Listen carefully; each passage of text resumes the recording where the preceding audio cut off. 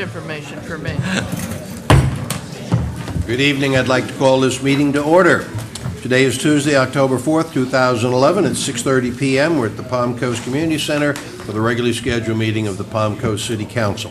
Would you please rise and join me in the Pledge of Allegiance? I pledge allegiance to the flag of the United States of America and to the republic for which it stands, one nation, under God, indivisible, with liberty and justice for all.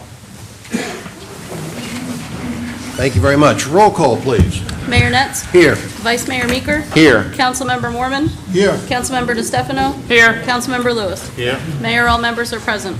Thank you very much. The first item on our agenda is the approval of the minutes of the September 20th City Council Business Meeting, the September 27th City Council Workshop, and the September 27th Council Budget Hearing. Are there any additions, corrections, or is there a motion for approval? I'll motion to approve. Be approved. I'll second. Moved and seconded. All in favor signify by saying aye. Aye. Opposed? Motion carries that objection. Number 2, a proclamation recognizing October as Pink Army Month. Mrs. DeStefano.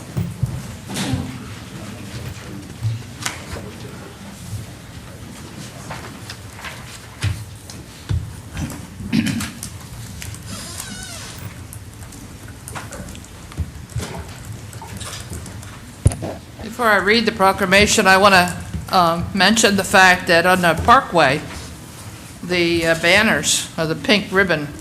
And today, the manager got an email from a citizen that was just passing through town from St. Augustine. She pulled over in Palm Coast to have something to eat, and she was very, very impressed with the banners that were on our Parkway. She was a twice cancer survivor. So for somebody to take time out to write to us, I thought was wonderful.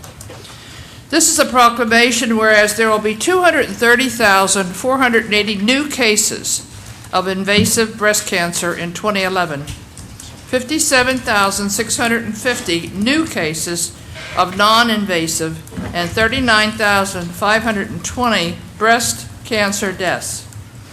Whereas a specialized training in advances in treatment methods and screening technology, as well as an engaged, educated community, can fight this ongoing battle against breast cancer.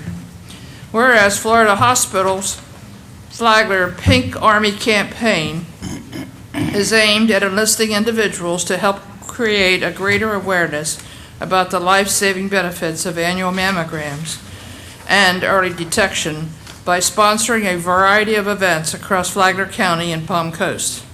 Whereas a Saving Lives in Flagler County's October 24th, 28th Crusade will emphasize the Pink Army's mission by inviting residents to dine at any of the 17 local restaurants that will donate a portion of their proceeds for screening mammography, diagnostic studies, and education to qualified individuals who are uninsured.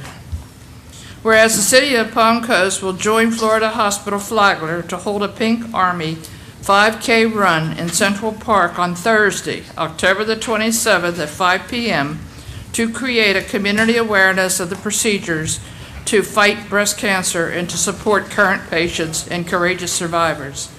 Now therefore be it resolved that the Palm Coast Mayor and City Council proclaim October as Pink Army Month in the City of Palm Coast, and we invite the entire community to participate in all the worthwhile events to unite all of us in this battle against breast cancer. Adopted the 4th day of October 2011. John? Oh, yes. You're speaking? Let me get you guys. This too? Pictures. Here, come on. There you go, John. Here we go. I'll make the presentation on one of these while we take the picture. Got it, John. Perfect. Okay, now John gets this. John gets that. And who's going to talk? And I always talk, and before I talk, I'll give each of you a pink bracelet, Thank you. Wrong color. same color. Frank and I have talked about some other issues, other colors, so this is Halsey, one for you. Thank you. You know, we talked about the Pink Army and being Pink Army Month, but this goes on all year, these things. This is the third year that I have stood here, and the first year we came and we said we'd like to save hearts in Flagler, and we got a cath lab, and we are saving hearts. And last year, we came and we said we're going to save lives in Flagler, and we started the Pink Army. And we have one of the most advanced technological PET CT scanners and robotic surgery now. This year we're coming, and we're saying we're saving lives in Flagler, and maybe by this time next year, the new medical building will be finished. But in the meantime, things like this, the partnership between the community and the hospital is amazing. And the linkage between the community hospital is the foundation. And remember, the foundation is where we collect the money to do these things. So that puts that in your mind as well. This restaurant promotion, we have all these restaurants who are going to participate and who are going to donate their proceeds, a portion of them, to breast cancer awareness. Now, where does that go? We have one of the most comprehensive women's centers anywhere that can be found. And women walk in the front door, and they have whatever issues they have, and they walk out the rear door, and they're all taken care of in that one spot. These are the things that go to make that happen. And that's why we appreciate so much the city, once again, being a partner with the hospital and the foundation in saving lives in Flagler. Thanks.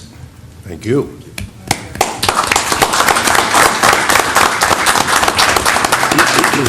All we had the restaurants. We got 17 restaurants, all participating.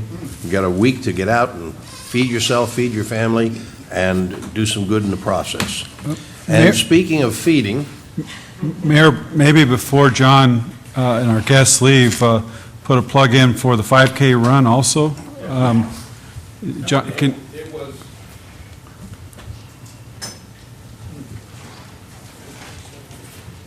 In the proclamation, it did state that we are part of the Pink Army 5K run as part of the City of Palm Coast 10-run series. It'll be at Town Center running to the hospital on October 27th. It's a Thursday evening, 5 o'clock. Certainly raising funds for our breast cancer fund for the Pink Army, but special thanks to Lisa Gardner and the City of Palm Coast for joining forces with us for that great run for a great cause. So thank you. Still looking for people who want to participate and We are register. definitely looking for runners, definitely you. looking for runners. We cannot sell out this run. Yes. We got plenty of seats in this stadium, so thank you. Thanks, John. thank you again. Agenda item number 3, a presentation on Feed Flagler by Commissioner Melissa Holland.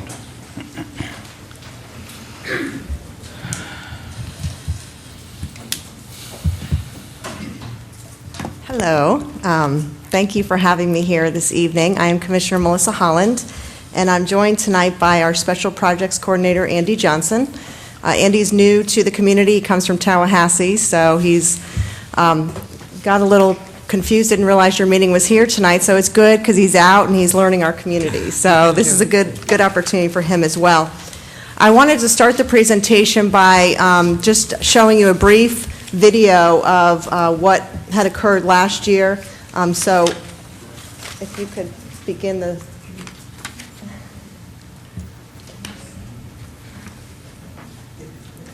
Do you have to click it? Looks good enough to eat. I'm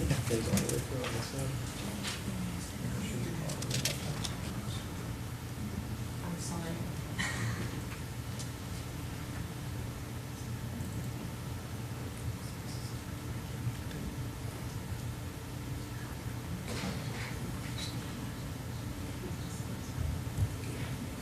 Maybe.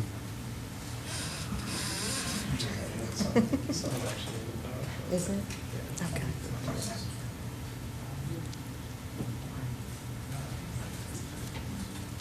Doing ours then. Now, do I click it? Okay. Is it starting? Okay.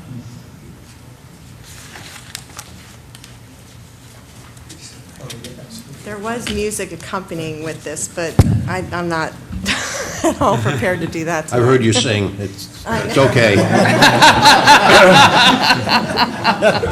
Thanks. somebody has a karaoke machine, she'd be a lot closer, I'm sure. Such abuse.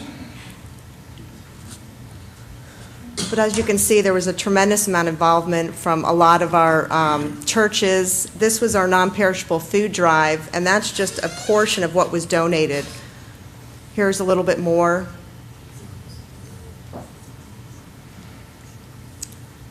That was in total what we had to sort through.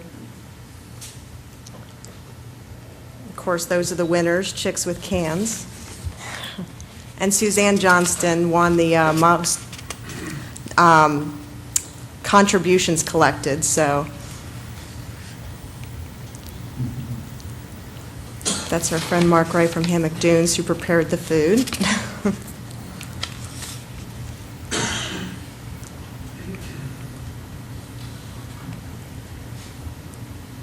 And these are some of the examples of some of the host sites that we had out there. Have your mayor out in Hidden Trails.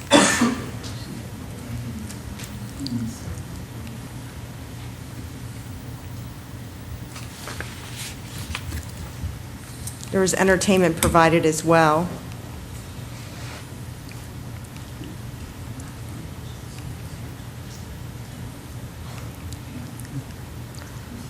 So in total, we raised $13,916, $400 in food cards, and that was one of the quotes from one of the volunteer coordinators. And that was another quote.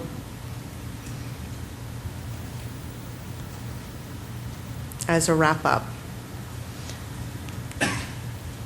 So I'm here to talk to you about this year's event, and I look forward to your participation again. We also have Lisa Gardner, who's also assisting us with collecting the donation. She has put together a committee, did an exceptional job last year, so we really want to extend our thanks for allowing her to participate in this as well. So what is the Community Thanksgiving Celebration? Well, the first year we hosted Feed Flagler, we hosted it at 2 different locations. And what we realized was there was not a lot of participation from those that attended those 2 sites. So we switched it up a little bit the second year and wanted to take it out to the community. So we hosted 10 different locations, and the intent behind that was for neighbors to get to know neighbors, for the community to come out and celebrate this holiday season, and certainly help those in need. But really, anyone can attend the Community Thanksgiving Celebration. In fact, it's free to the public, anyone that wants to attend. We would encourage you to invite your neighbors and come out and enjoy the meal. Again, it is prepared this year again by Hammock Dunes Chefs. It's really good, very tasty. And it's being held the day before Thanksgiving, Wednesday, November 23rd, from 3 to 6 p.m. This year, we added a location, so we will be hosting 11 different locations throughout the county. Buddy Taylor Middle School, Bunnell Elementary School, Bunnell First United Methodist Church, Espanola Community Center, First AME Church, Hammock First Baptist Church, Hidden Trails Community Center, Mount Calvary Baptist Church, Pellisier Community Center, St. James Missionary Baptist Church, and Wickline Senior Center. Last year, we fed 3,000 people meals, and we did end up running out of food, which is great because, again, the intent was to bring people out from inside their homes out into the community to get to know each other. A lot of times what we're facing are a lot of seniors that are shut-ins in our community, don't have the chance to necessarily meet their neighbors.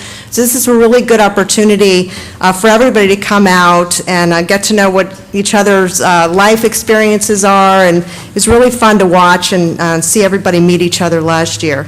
And as you know, going through this budget season last year, the economic challenges we're still facing as a community are still there. Our food banks are being depleted continuously at record rates, and this accomplished a lot last year, but we're looking to further our efforts this year. Our goal this year is to serve 4,000 people in Flagler County. We know we can do it. The money is currently coming in, but really the intent, the bigger intent was to really give out the non-perishable food items, and I'll talk about that in a moment. Transportation is also available by the county if you would call by 313-4189 by November 18th, because logistically we have to figure out who needs transportation to get to each location. And it is free to those that need transportation, so we'd encourage you to please take advantage of that. And again, if you know anybody that would like to come and join us, the forms that we'll leave tonight are very easy to fill out. It just takes a few moments, but we are asking for them to be turned in by a deadline. We will have entertainment, again, at each location. Flu shots will be given as well at several locations, and most importantly, the cost is free. So how can you get involved? As you saw in the slideshow, we did participate and host the non-perishable food drive. We are doing that again this year. Last year, by the donations and contributions, generous donations by many of our residents, we were able to give out 400 boxes of a week's full of groceries to families. That was significant because when you think about it, these are holiday times. A lot of the families, their children are home during the holiday season, and they're making choices whether to feed those kids or pay the rent or utilities and the incidentals that we face every day. So that went a long way for a lot of the families, and they were very appreciative how we've added that. So you can sign up as a team. We already have, I think all the municipalities have now signed up as a team. If you're not interested in signing up as a team, we do have drop-off locations, one of them being Palm Coast City Hall, Palm Coast Community Center, all the fire stations that are manned, as well as the Flagler County Chamber of Commerce and the Government Services Building. So if you're out and about and you're at the store and you find some great sales and you just want to pick up a few non-perishable food items, drop them off at any drop-off center. We'll be picking those up regularly, and those will go towards the non-perishable food drive for the day of the event. We're also collecting hygiene items. Most times, you don't think, I was told the other day that food stamps do not cover those types of items like laundry detergent and such things as that, so we are doing a collection of those as well this year that we'll be handing out at each location. And please, we would just ask, please don't donate any expired food items. We cannot take those, and last year we ran into a little bit of that, and we understand that people are cleaning out their pantries, and we certainly appreciate it, but it's just not something that food pantries can hand out either. You can also volunteer the day of the event or earlier the same week. I mean, this is a huge undertaking. Again, this year our goal for the non-perishable food drive is to feed 1,000 families and have them have the ability to take home a week's full of groceries. So we do need the volunteers. It is really important. It's a huge undertaking to organize those boxes, as you saw up on the PowerPoint presentation. RSVP is handling all of the volunteer coordinated efforts. We would ask for you to contact them at 386-597-2950. Leave your name and phone number for a callback. And as always, we are accepting monetary donations. They should be made payable to Flagler County Commission, dropped off or mailed in the commission office. And no donation is too small. What happened last year is we raised enough, obviously, to prepare the meal, but we raised enough to donate to 2 food banks in which they were then stocked the shelves in the entire holiday season. So it really went a long way. We donated $3,600 each to each food bank, and again, it goes a long way. So you can also display a flyer. We brought those this evening. It can be obtained from Andy if you need any further flyers. We have brochures available as well. Feel free to scan the documents and put them on your organization or your business website. And as always, help spread the word. Why we're out here tonight is because we want you to now be ambassadors for Feed Flagler and talk it up in the community when you are out and about in the supermarkets. We'd encourage you to get involved as a team, be creative. Chicks with Cans, the winners from last year, they've already got a logo, and they have a mascot and everything else, and they've partnered with Publix, so they might be a formidable team, but I would encourage you to step it up and show your competitive spirit for a great cause. And Suzanne Johnson, as I said, is holding onto her trophy with both hands and not willing to give it up. Again, these are bragging rights for a year, so we pass this trophy around on an annual basis on who are the 2 winners for that year. and it does show a tremendous amount of your spirit in the community. So, and it's really easy to do. We're doing it as a county government, and we're splitting up our teams internally and having an internal competition, and we wanted to give you enough time this year in order to do that, because we know last year it was a little bit of a tight time frame. Or you can invite a friend or neighbor to enjoy the event with you. I think I've covered everything. Did I miss anything, Andy? Okay. For more info or PDF copies, please contact Andy Johnson, our Special Projects Coordinator, at 313-4040 or ajohnson@flaglercounty.org. And if you have any questions, I'd be happy to answer them now. Council questions? Mr. Meeker. Melissa, I know the idea is to get people to come out to this. There's probably some people that just can't. Is there a Meals on Wheels component of this where volunteers are taking meals out? They are. We do have to-go boxes at each location, and a lot of people that came out last year knew of a neighbor that was not able to come out, so we boxed those up, and they're able to take those home with them. But do you need some volunteers to help on We do. delivery or something? Yeah, we need volunteers for logistically, we prepare the food at 2 sites, and again, this is a tremendous amount of food, and what each site does, we ask each host of each site to give us an estimated number of participants at each site that they can handle. So that gives us the basis to send that amount of food. When we do run out, we need volunteers from each location to then, give us the call where we send out more food. And last year, logistically, it was interesting, to say the least, because we had lines out the door, and it was just, it was unmanageable. It really was. So this year, we're trying to separate a little bit further to give those volunteers a little bit more time. If sites do run out of food, it's a little bit closer for them to travel. Okay.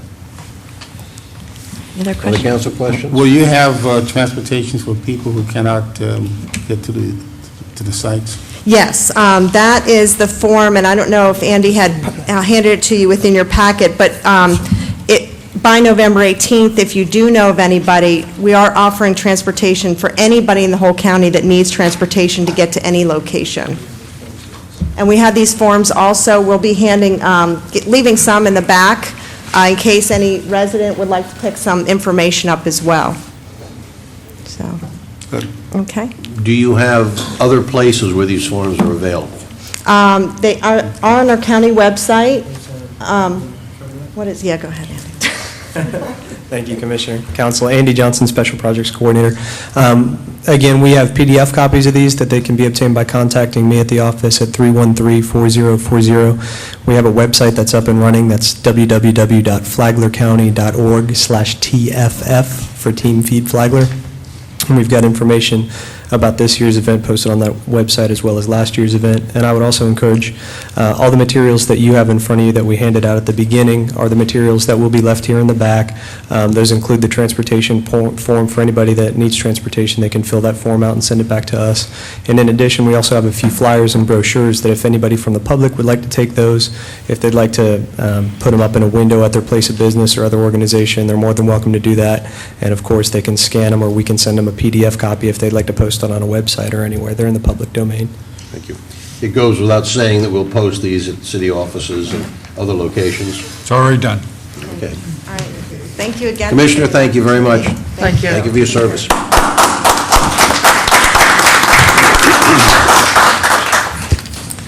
Agenda item number 4, second reading of an ordinance relating to firearms. Mr. Reichman. Yes, Mr. Mayor, this is an ordinance of the City Council of the City of Palm Coast, Florida, amending the Code of Ordinances to remove firearm regulations consistent with the adoption of House Bill 45 by the Florida Legislature, which is also known as the Joe Carlucci Uniform Firearms Act, which preempts all local firearm regulations to the state of Florida. This ordinance provides for codification, severability, conflicts, and an effective date. Thank you. Mr. Landon. Mayor, City Council, this is mandated by the state law that was passed last legislative session. Not only did the law say that cities cannot regulate firearms, they said if you do try to regulate firearms, there are penalties.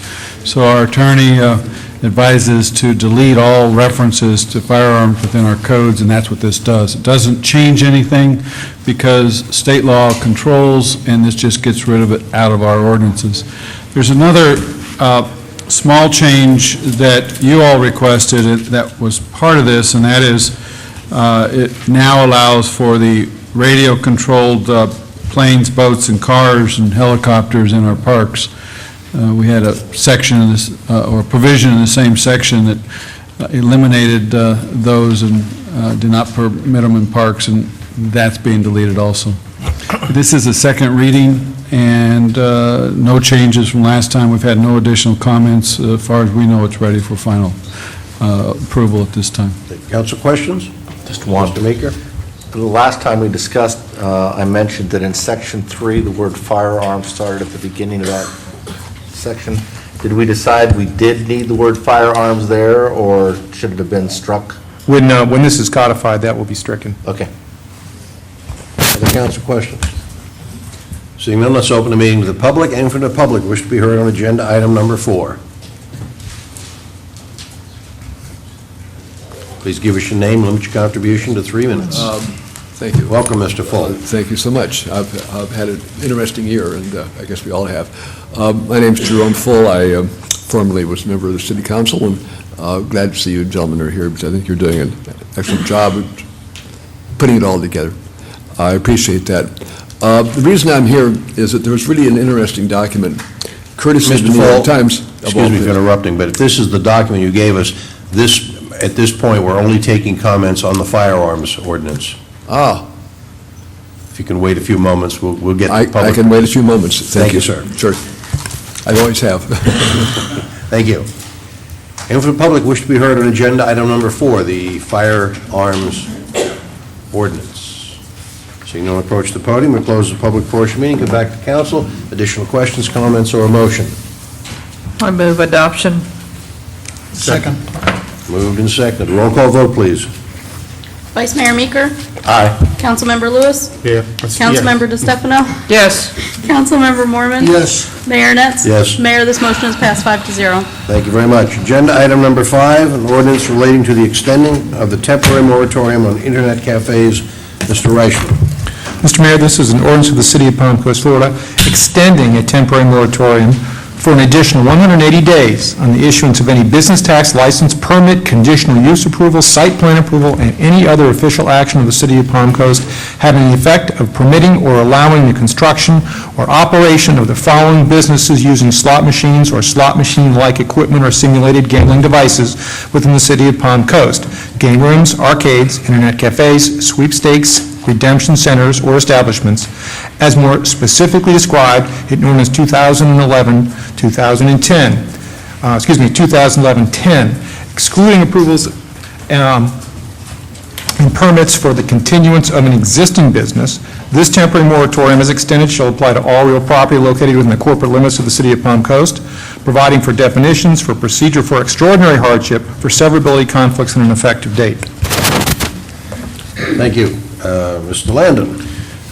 Mayor, City Council, this, once again, only extends what we currently have on the moratorium in effect right now that does not impact existing internet cafes. It just prohibits any new ones from being established in Palm Coast for an additional 6 months. During that time, you've asked us to monitor court cases, because there are cities out there that have established ordinances that are being challenged right now. We're also monitoring the progress the state legislature is moving forward with, hopefully to establish statewide rules regarding internet cafes.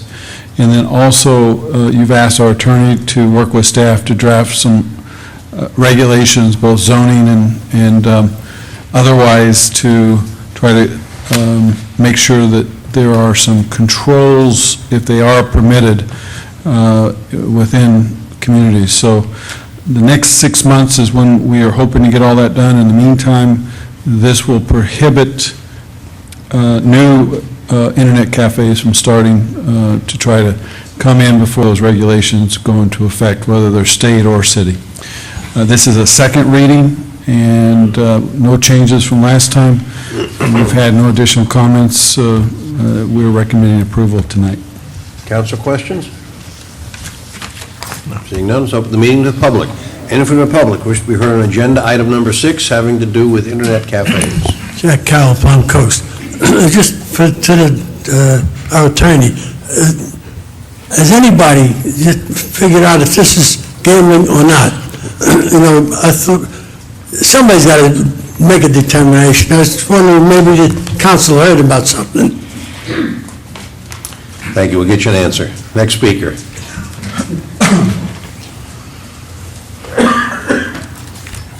My name is Bill McGuire, I live in Palm Coast. I'm still a little confused of what we're trying to accomplish here with our city council. Are we saying that it's about gambling, or are we saying it's some other issue? Because it sounds discriminatory to me, like we're saying that it's okay for businesses or organizations to do other forms of gambling, but it's not okay to have an internet cafe. And I'm just, I'm concerned because it sounds like a discriminatory business practice that's designed to blacklist a certain type of business. And we say we're business friendly.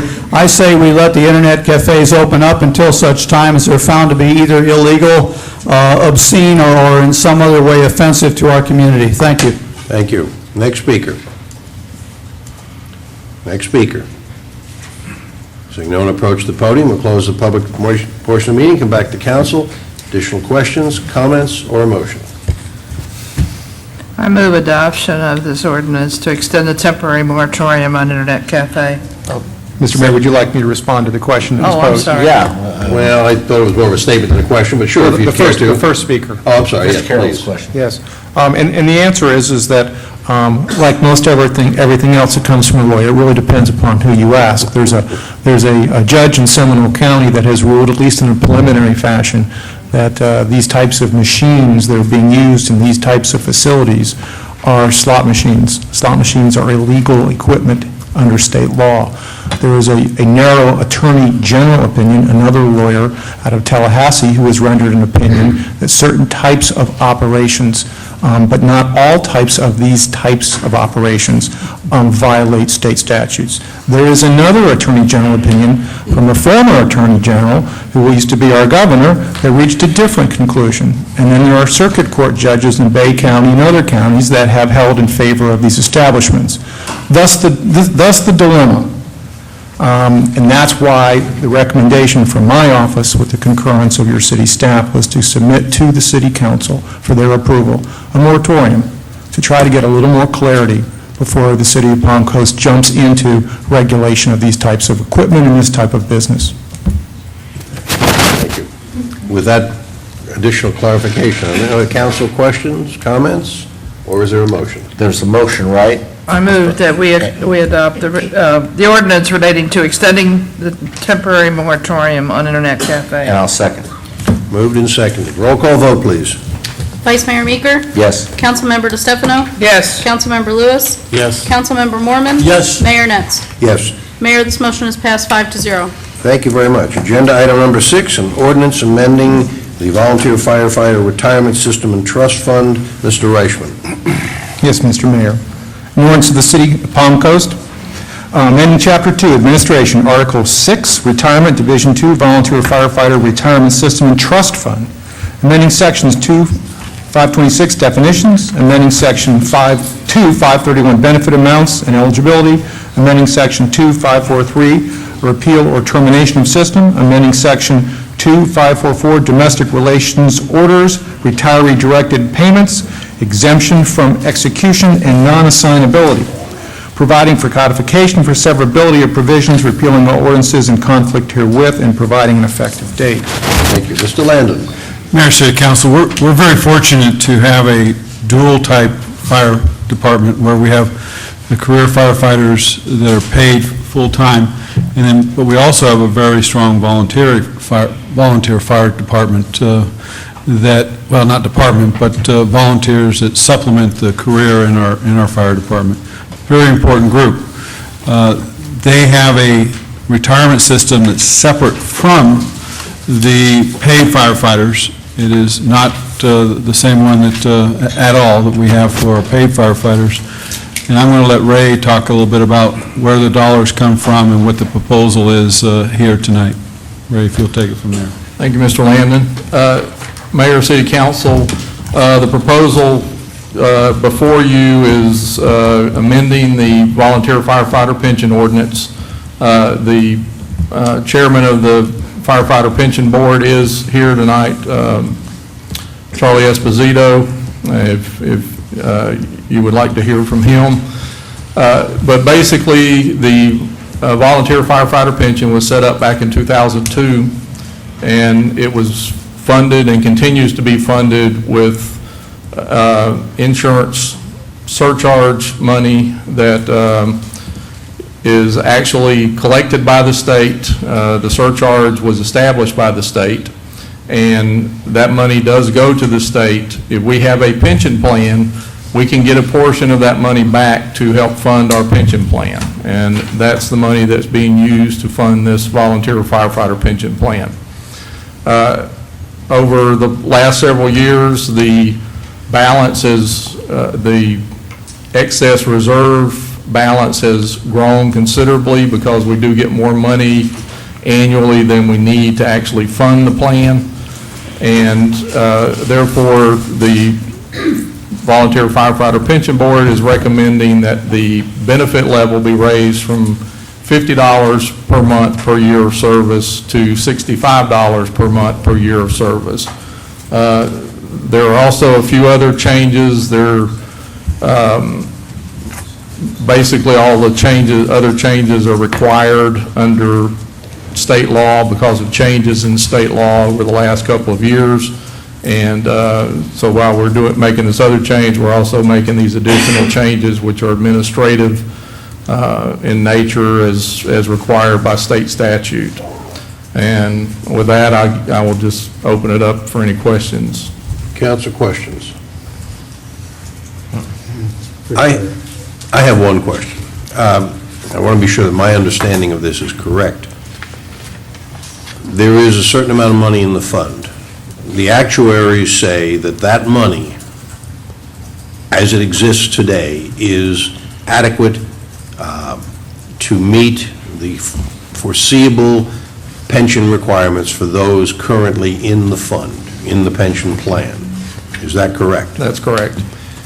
The question was raised at the workshop, given Tallahassee's penchant for robbing Peter to pay Paul, if the state were to somehow revoke this surcharge, reallocate this surcharge, or in some way fail to rebate to the city the money that we have been, two-part question. The actuaries are telling us that we have enough money in the bank now to presumably cover the benefits that are currently being received. If the state were to cease funding this, do we have the option of cutting off further participation in the fund? Or does the city assume a liability? Well, the city could make the decision to terminate the plan at really at any point in time and for any reason. So once the plan is terminated, the accrued benefits would have to be paid out, and there's different ways to do that, either pay it out in lump sum or just pay it out over the life of the participants in the plan without them accruing any additional benefits. The fund before this change was over 200% funded, so it had over twice as much money as it needed in there. With this change, it will still be, I think, around 160% funded. So it is a very well-funded plan. Under one of the changes here requires the city to, if there is a shortfall, in other words, if there's not enough money to pay out the benefit, the city would be required to make up for that shortfall.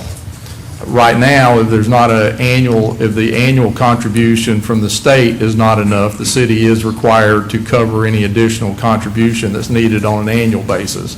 So from that standpoint, it's really no different. But because of the level that this fund is funded at, the chances of the city having to kick in any money at all would be a very, very small chance. That's assuming the actuaries are reasonably on target. Right. But their feeling is that given the money that we currently have, even if the state stopped funding it, we could meet the expected pension obligations for those currently in the fund. Right. And this is a very, very small plan, really. I mean, it doesn't have a huge number of participants in it. So even if the actuary was off a little bit, you're really not talking very big bucks. Mr. Lewis? I should have asked this earlier. Even though it's a small plan, is it covered under the Pension Benefit Guaranty Corporation divisions?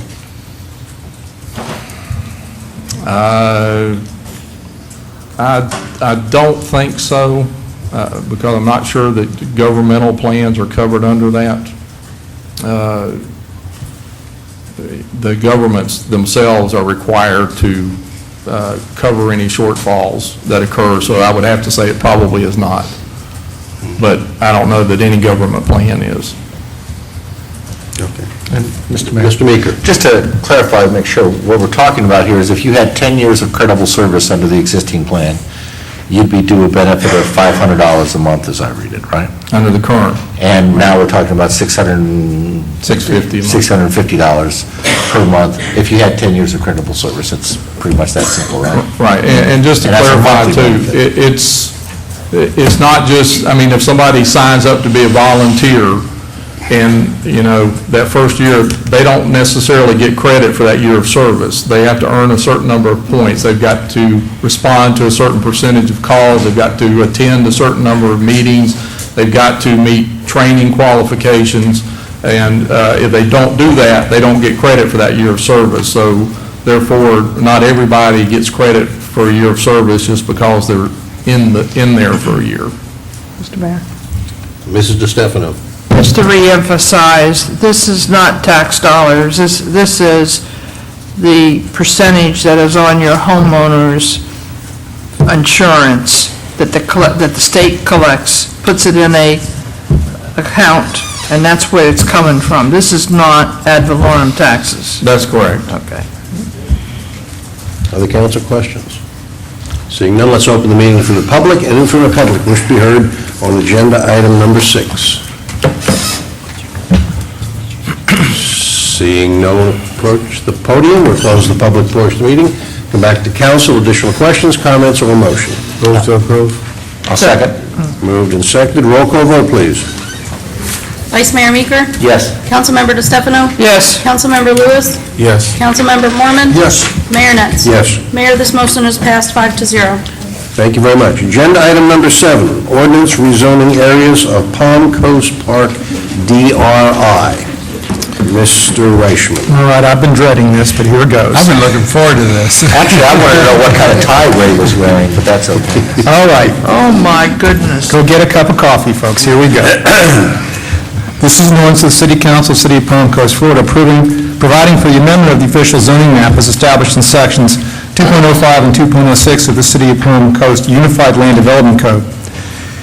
It's amending the official zoning map for parcel ID numbers 31130400100100020, 3113040010010, 0030, 3113040010010, 0060, 41130, 000,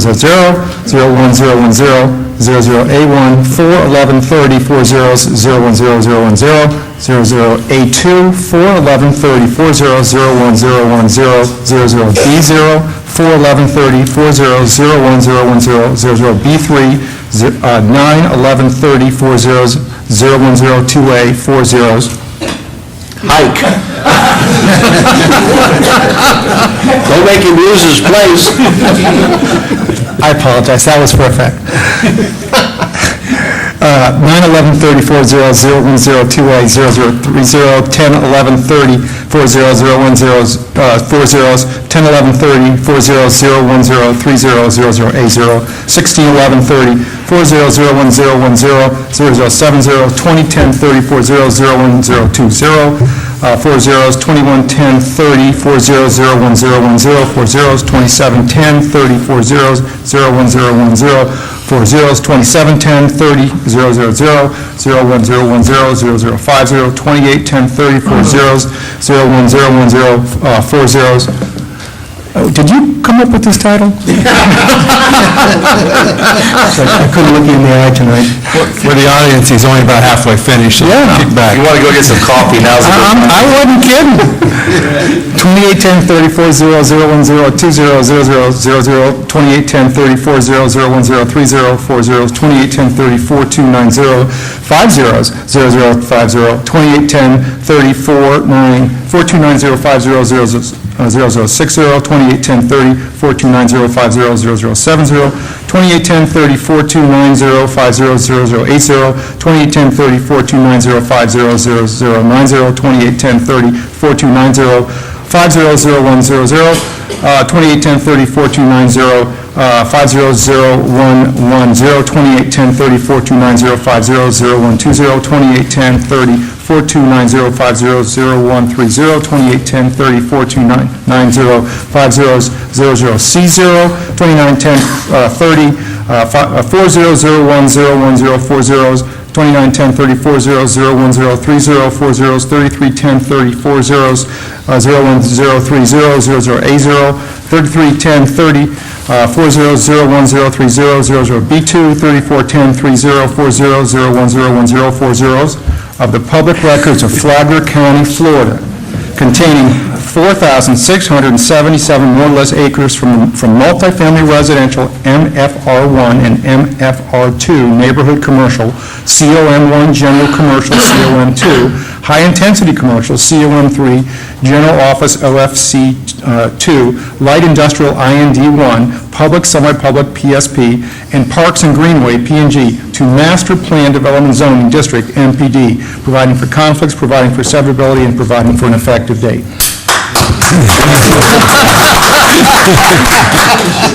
I know I've asked this before, but this is a requirement of state law. This is correct. That's it. When you're doing this type of rezoning, the state statutes require there be an explicit description of the real property being rezoned, and I guess for better purposes, someone in their infinite wisdom felt that all the tax ID numbers were important. I guess. You left out a zero. Mr. Landon. Would you like me to read it again? I think he went to law school to do that.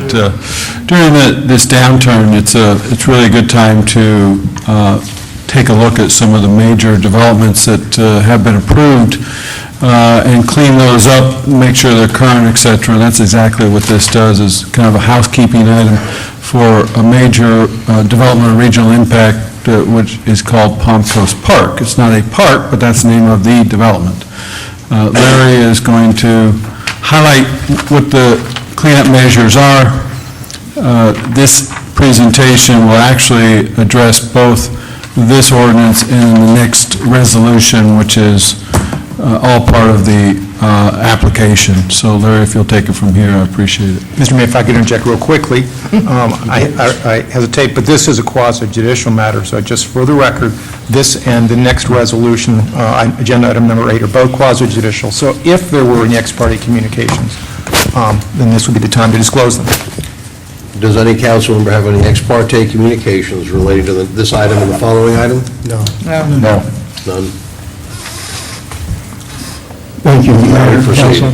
For the record, Larry Carino, Senior Planner, Community Development Department. I'd also like to say that in the audience tonight is Mr. Cliff Smith, Vice President with the applicant.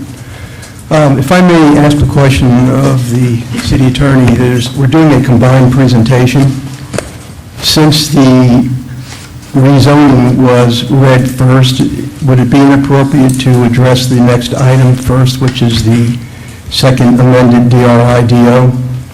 Presentation's not as important as following the agenda and making sure that the City Council moves on the ordinance before it passes or considers the resolution. Okay. The answer was, go ahead. I believe the anticipation is that both items will be presented simultaneously. With that said, let me drop back then, if I may.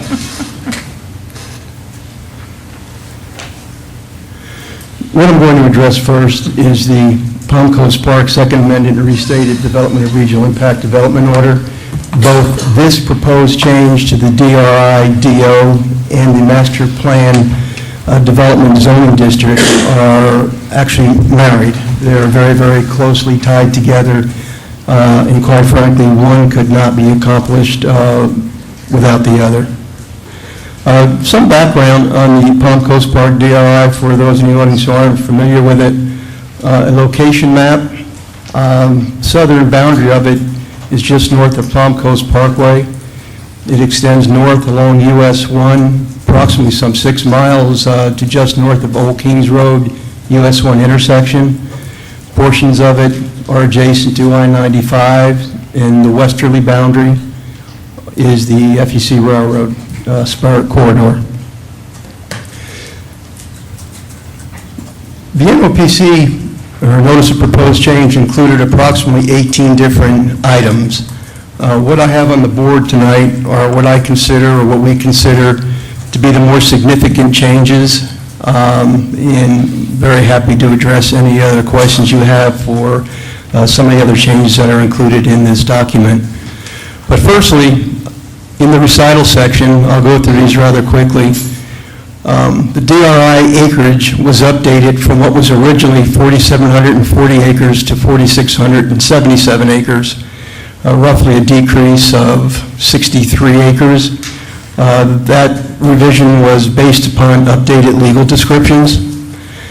Second change was to the general conditions section, the land use totals for the respective land use categories. Each one of those categories, the non-residential categories, dropped in total acreage, and interestingly enough, the common area of the DRI increased by some 74 acres, and the reason for that being, again, was updated legal descriptions and more definitive wetland delineation data that has been collected during this time frame. Section 5 changes, and actually throughout the document, regarding phasing, build-out, and expiration, extends the DRI expiration date by 9 years. This is the result of action taken by the Florida legislature under 3 separate bills. I believe the first was back in 2007 with Chapter 380, a second one in 2009 with Senate Bill 1752, and just this year, House Bill 7207 extended the active DRIs by 4 years for a total of 9 years. This next section, Part 2, under specific conditions, specific to recreation and open space, one of the more significant changes to the document. The revisions included preparing a conceptual park site plan for track day, and I will show that to you later as we move through the presentation. To permit and improve the major park site, to construct roadway improvements from US 1 into the park site, to construct off-site multi-purpose path extensions, and also the developer has waived any impact fee credit reimbursements. In other words, any facilities that were to be provided under the current DRI-DO has been changed to where the city now will collect recreation impact fees, and at some point in the future make the improvements to the community park site, which is in fact Tract A.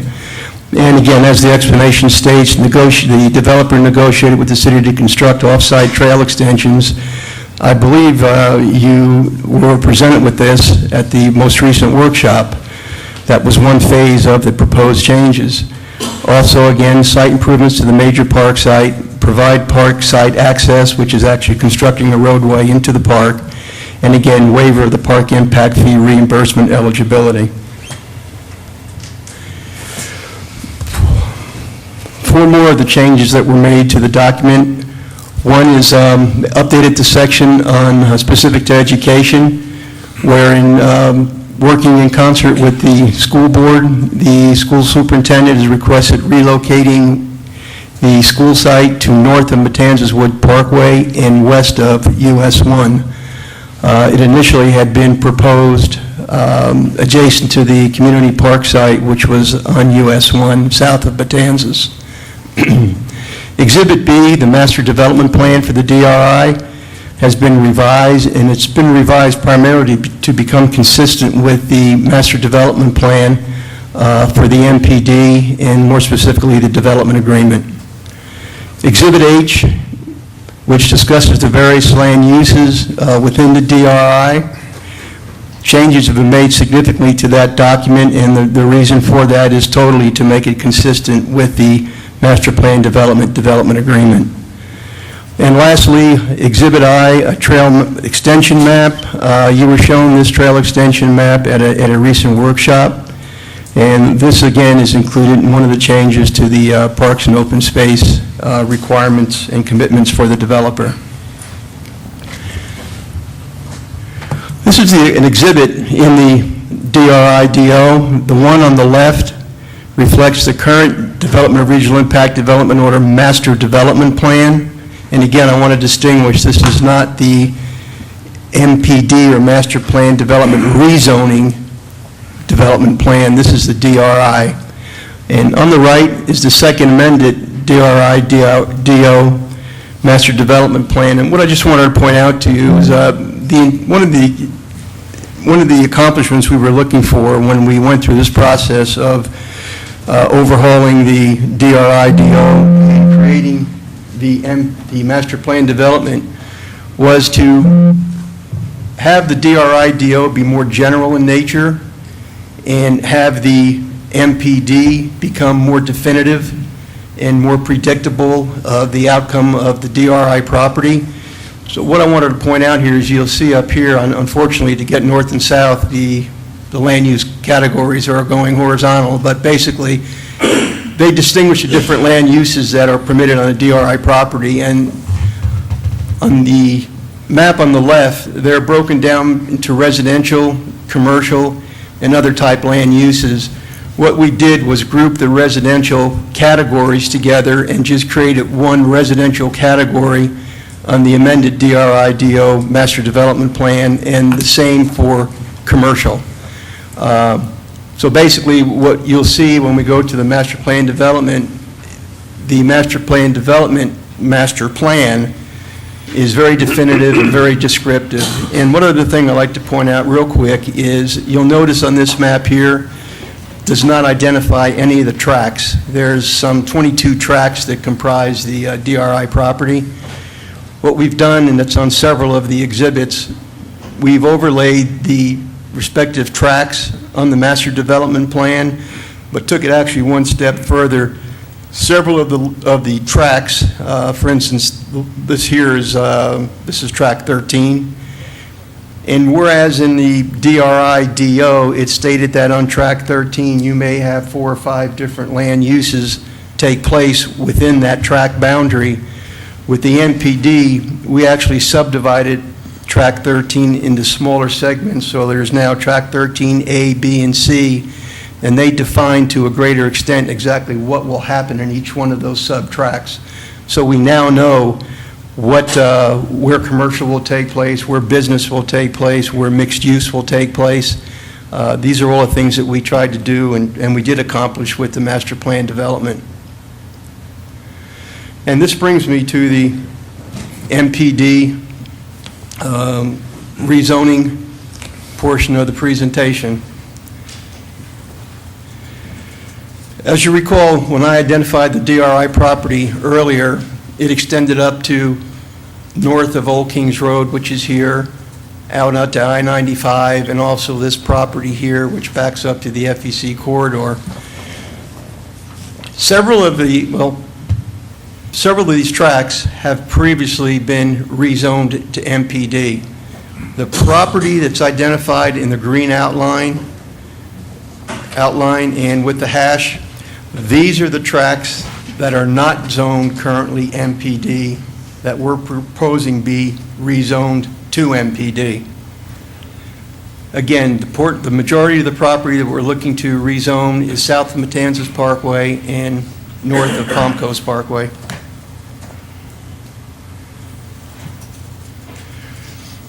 These two maps, the Flume map on the left shows the entire DRI property in a cross-hatching.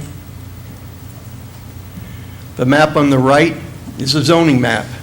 And this leads to the interesting quilt patch that we often refer to down here. These areas outlined in red are currently zoned MPD. They were previously entitled PUD, okay? Let me just explain. This area, this tract here was zoned golf course community. Golf course communities, when the zoning map was changed in 2007, I believe, or 2008, rezoned golf course communities to MPD. This area here was once Sawmill Creek PUD. Again, when the zoning map was changed, PUD was changed to MPD.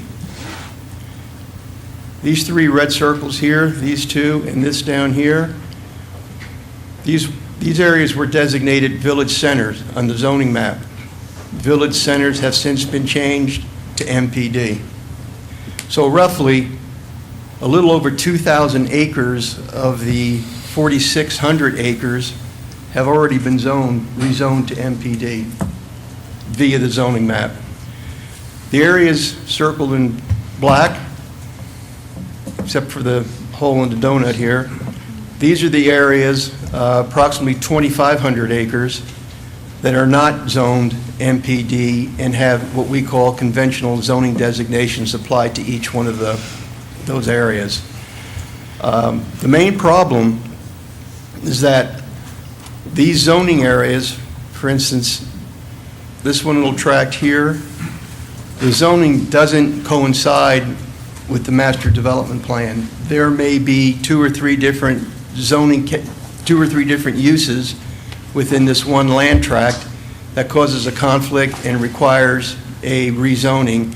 A very good example of that, for those that are sitting on the council or who were on the planning board at the time, when Sawmill Creek came through for rezoning to PUD, it involved the rezoning of 6 different zoning categories to accomplish the development plan that was approved for that property.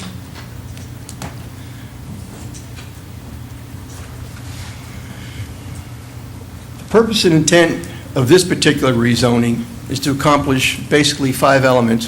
One, and perhaps most importantly, is to resolve the conflict between the approved DRI-DO development plan and the official zoning map.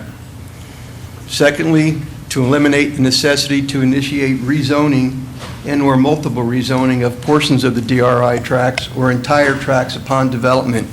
And again, I referred to the Sawmill Creek development as an example. Also, the purpose is to rezone the remaining Palm Coast Park DRI tracts not zoned MPD to MPD, as I previously mentioned. And all tracts proposed to be rezoned MPD, as well as those tracts previously zoned MPD, will be encumbered under the umbrella of a single development agreement. And what that accomplishes, it establishes a unified community development and also unified design standards that are specific to Palm Coast Park and yet remain compatible with the goals and objectives of the Palm Coast Park Comprehensive Plan. So that, in essence, is the reason why we are here for the MPD rezoning. Very important to recognize that there's 2 main elements that we considered with the MPD. One was land uses and development entitlements, and second, transportation impacts.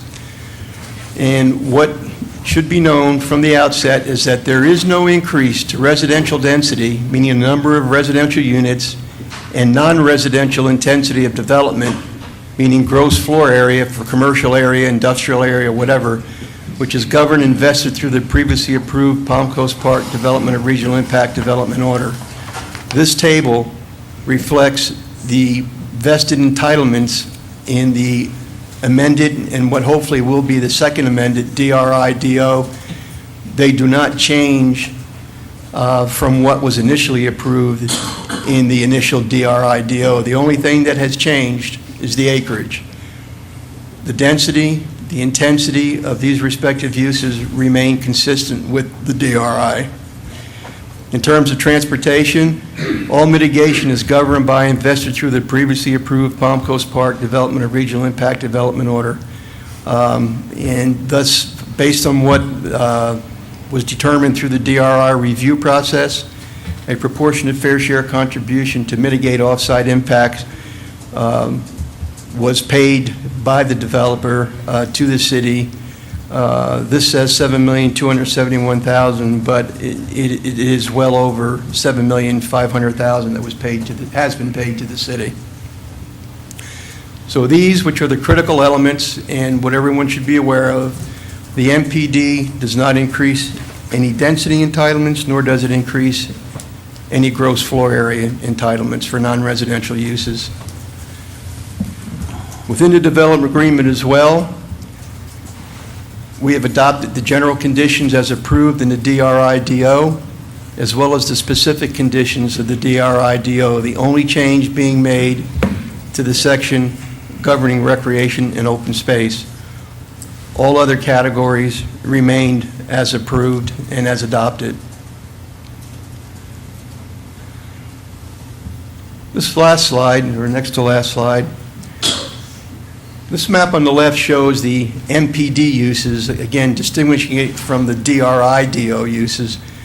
These are the categories that I said were initially on the DRI Master Development Plan that we wanted to generalize, but yet we incorporated into the MPD Master Land Use Plan and also to the specific uses that could be applied to each of the respective land tracts. And you get a better idea of what I was speaking about, how we subdivided some of these tracts. Initially, Tract 5 was just Tract 5. We've now broken down Tract 5 into 5 or 6 different categories, and the respective land use being assigned to a specific subtract, if you will, and again, down on Tract 13, A, B, and C. This is the conceptual development plan for the MPD. The areas circled in blue, again, are the already zoned MPD areas. And what we're looking to do is to, again, rezone those areas, not circled, into the MPD. And I might call out this area in green. Everything you see in green is common area.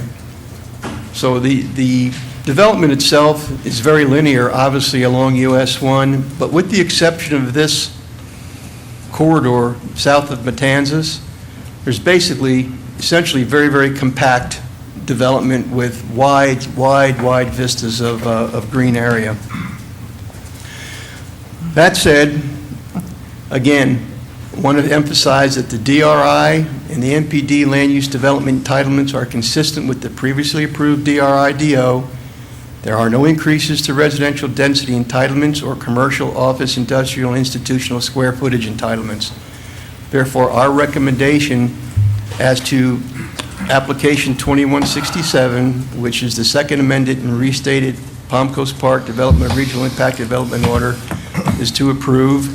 And secondly, as to application 2179, which is the rezone of the areas not zoned MPD in the DRI, to rezone those areas to master plan development. That said, happy to answer any questions. Thank you. Council question, Mr. Meeker. Larry, there were 2 tracts that at some point in time were transferred out, one to the Agricultural Museum, I think, and another one to the utility. Where are those? It's not shown here, but there was a tract here that is Hewitt Sawmill Park that was developed by the developer and donated to the Ag Museum. And Tract B, I believe it is, was here, which is the wastewater plant. It's been donated to the city and is a functioning facility. Water treatment. Water treatment Water plant. treatment. Well, it's a dual site, yeah. Yeah. But yeah, okay, gotcha. Okay, and the duration of this document will be for how long? The DRI is extended from 2025 to 2034. Okay, and That's by action of the Florida legislature. does that lock, or will that lock the city's current rules and regulations in, or as those change during that time period, can those changes be retroactively applied to this development that's being approved today? Now, are you speaking to the DRI or to the MPD? to the MPD? The MPD will follow current regulations, and portions of it will also follow the Land Development Code as it may be amended from time to time. Certain aspects are based on the current LDC, which primarily are the permitted uses. If you'll notice in Exhibit D and E, we adopted into the document the permitted uses by the respective zoning classifications that are in the Land Development Code, both for residential and non-residential. Well, then what items could be changed at a later date, 10 years down the road, by the city? There's several. There may be some development design standards that may be changed. There are some that will remain consistent with what will be, hopefully be approved. But there are others, there may be processes that are changed. For instance,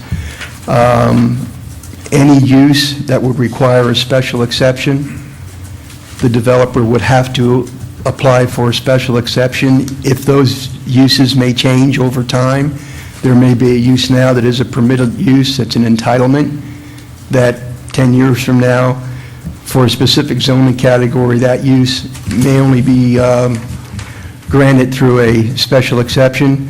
The developer at that time would have to follow the process for a special exception. For instance, let's take a tire store.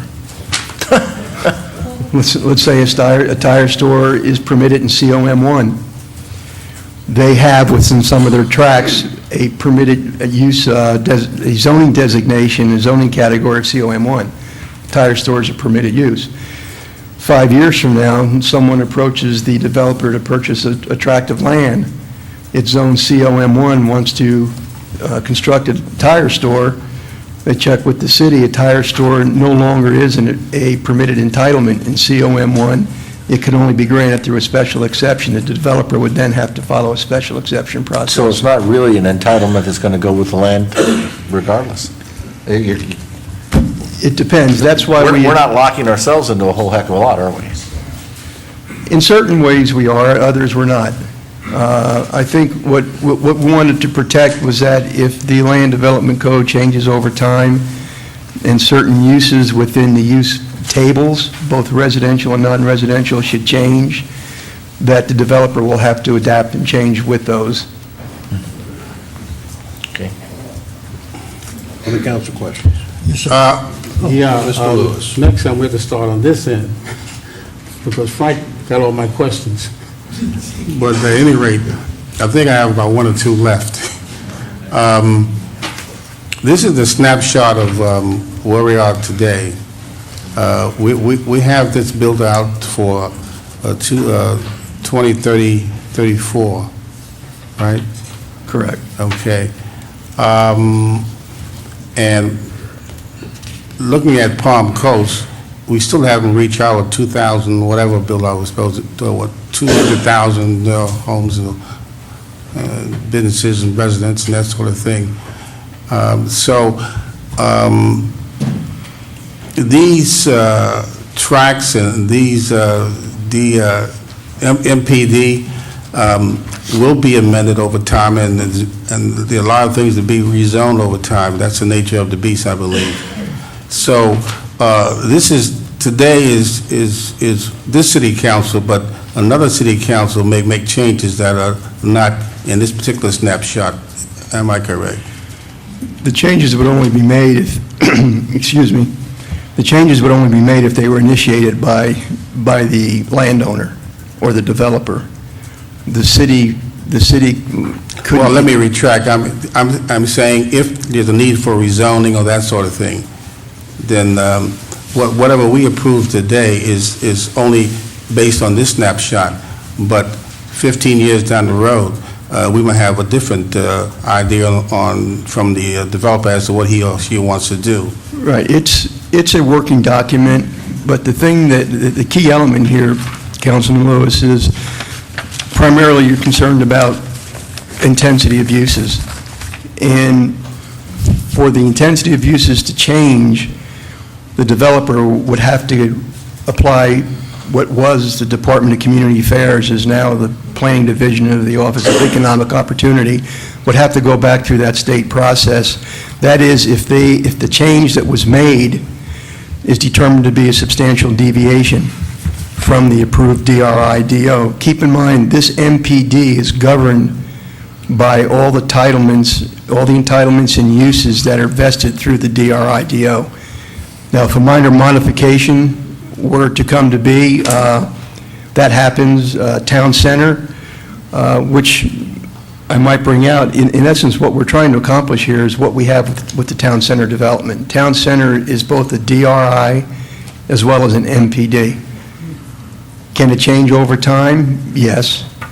But I think what's most important, again, I keep referring back to it, is the land use intensities. They are allowed some deviation in the DRI, up to 10% for residential density.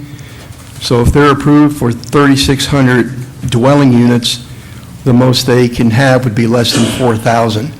But if they increase that residential density, they would have to decrease one of the other land use categories. It gets a little bit complex, but again, where things, by that, I mean where development occurs, the type of uses that occur, who knows what the market will bear 20 years from now?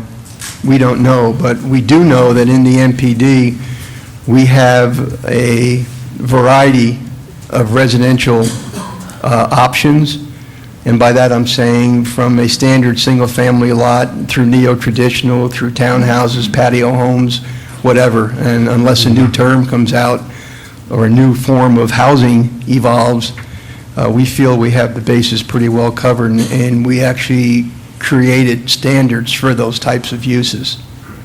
Okay, this is perhaps not germane to this particular presentation, but whatever happened to, I hope this is the right DRI, whatever happened to my wildlife corridor? You're referring... That's the other DRI. Okay.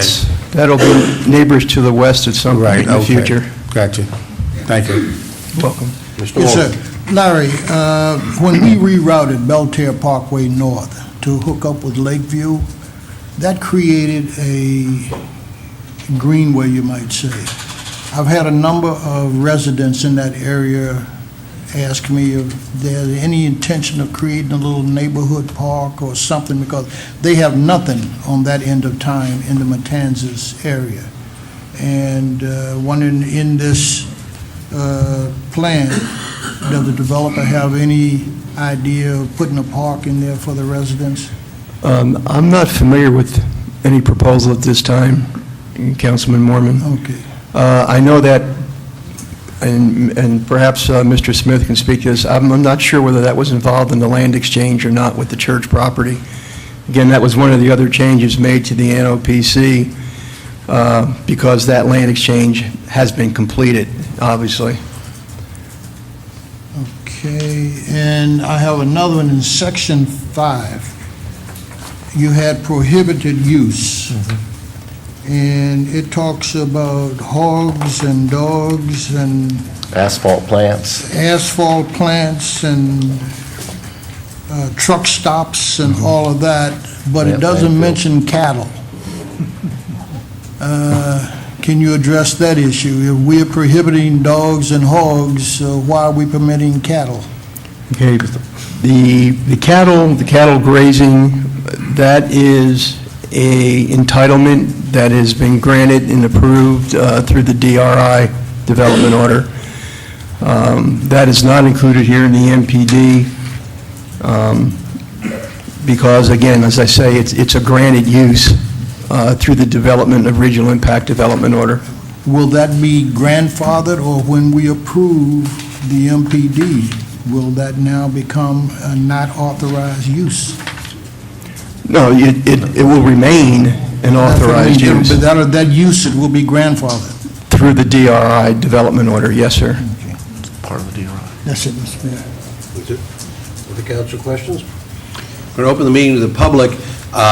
There are two different issues here. There's an ordinance and there's a resolution, but as you saw in the presentation, they are integrally interwoven. So feel free to speak generally about the ordinance, about the resolution. We'll sort it out at the end. Anyone from the public wish to be heard on this agenda item?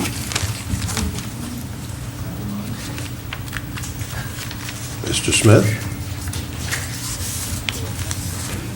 Good evening. My name is Clint Smith of Palm Coast Land. I just wanted to, Larry did a great job on the presentation of both. I just wanted to touch on a couple little things real quick. First, the MPD zoning category was created a couple years ago. It was created exactly for this type of project, large, mixed-use DRI scale projects. We worked for 2 years coordinating with staff to get both of these documents to match up with each other. That was rather difficult, took some time, but we believe that we've done that now. I think on the park sites, I did want to mention there are 3 park sites in the DRI. The largest one is on US 1. Maybe Larry can point out where that is. Then there are 2 others that are planned that will be public park sites. Now, they won't be built until there's development in that area, but maybe next to where the school site is, track 10B, there's a park site planned for there, and then 5, is it E or F? 5F. There's one planned up there as well. Plus, there are, the trails have been built already, even though there's nobody out there yet. So we hope to link all that together, but there are 3 sites that will be coming, but, obviously it's going to be concurrent with development, and I can't tell you when that will be based on the economy today. So, here to answer any questions you might have. Thank you. Anyone else from the public wish to be heard?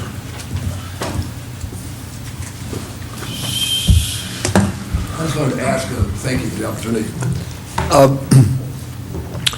The idea that we would have a discussion about the availability of sidewalks and trails and open space, linking the parks and linking houses and linking places where people go to work and people go to school and people have families. Is there linkage that's proposed, or do you have to, everybody have to get in a car? When I first came before you some time ago, I was really talking about the idea of having trails, and that's what they're doing in the state to the west of us. And it seems to me that that's exactly what ought to be doing, is that younger people need to have bicycles, they need to have walkways. Older people probably don't to that extent. And I have seen not much in the way of interest here on getting it possible for people who have a certain age or certain condition to be able to walk to groceries, or walk to school, or walk anywhere. There's trails, but they don't connect. If you take that big trail that goes down to the intercoastal, you don't meet anybody there, you just turn around and come back. And it has some problems with it that I've encountered when I've been there because of the rising water, which sometimes happens. And with the rising water under that bridge, what happens is the gators also rise. And some of the people who walked there said, hey, I don't really want to walk there. There's gators on the dock.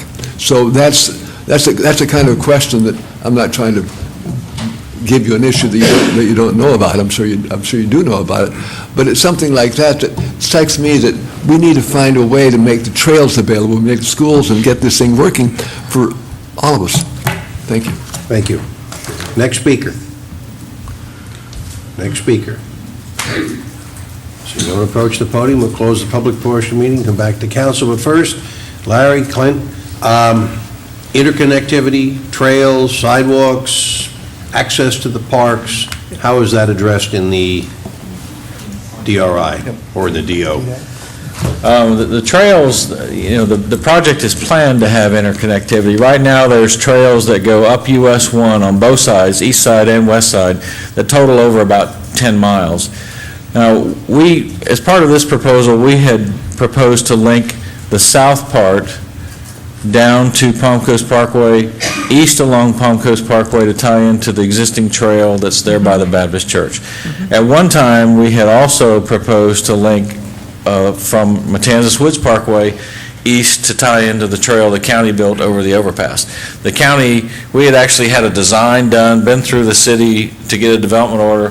The county then got a grant, we read about it in the paper. The county got a grant from DOT to build the exact same thing. So part of this, there's a requirement that we turn our plans over to them. We already did that. We did that last December. So they're currently working on that. And then we also, through our CDD, constructed what we call the swamp path, for lack of a better name, that goes from US 1 through the Hewlett Swamp and goes between the two schools on Belterre and ties into the new sidewalk on Belterre that the city built with the road extension. So all that here within the next 12 months or so will be linked together. Now, also in our DRI, and then we contractually require a buyer to connect each subdivision, whatever it may be, whether it's commercial, residential, whatever, that they connect their portion of the property to that trail system. So everything will be connected, and within a year or so, everything will be connected then to the city system. So you'll have quite a few loops there. You can kind of bite off as much or as little as you want. If you want to go through the swamp one and mess with snakes, you can do that. But Been there, done that. but we looked at it as a benefit to the people in Palm Coast, but also to our project. I mean, it's a great benefit. It's the number one thing people ask for in a project is trails. So it really provides a benefit to everybody. So that's coming. Most of it will be done very shortly, but it will all be connected as the project builds out too. Thank you. Mayor, if I could add, just because it's probably one of the most common questions I get when I'm out talking to neighborhoods. Why did the city build those trails out on US 1 to go to nowhere? The city did not build those. That was the developer who built those trails as part of this project. And what they're doing now is starting to really link them all together. But just thought I'd take that opportunity to answer that question that's very common out there. And I might just offer an additional comment for those that are listening to this presentation. DRI, of course, is an abbreviation for Development of Regional Impact, and that's a concept under state statute that when a development is of a certain size and therefore has a certain impact, whether it be on number of residences or vehicle miles traveled or so on and so forth, it's considered to have a regional impact, and the decision-making goes beyond the local jurisdiction, beyond the city or the county, and it involves state agencies and a number of other agencies to be sure that what we're doing is consistent with the regional strategic master plan and with the state land planning. So this is something that has been, a number of people have had their fingers in this pie,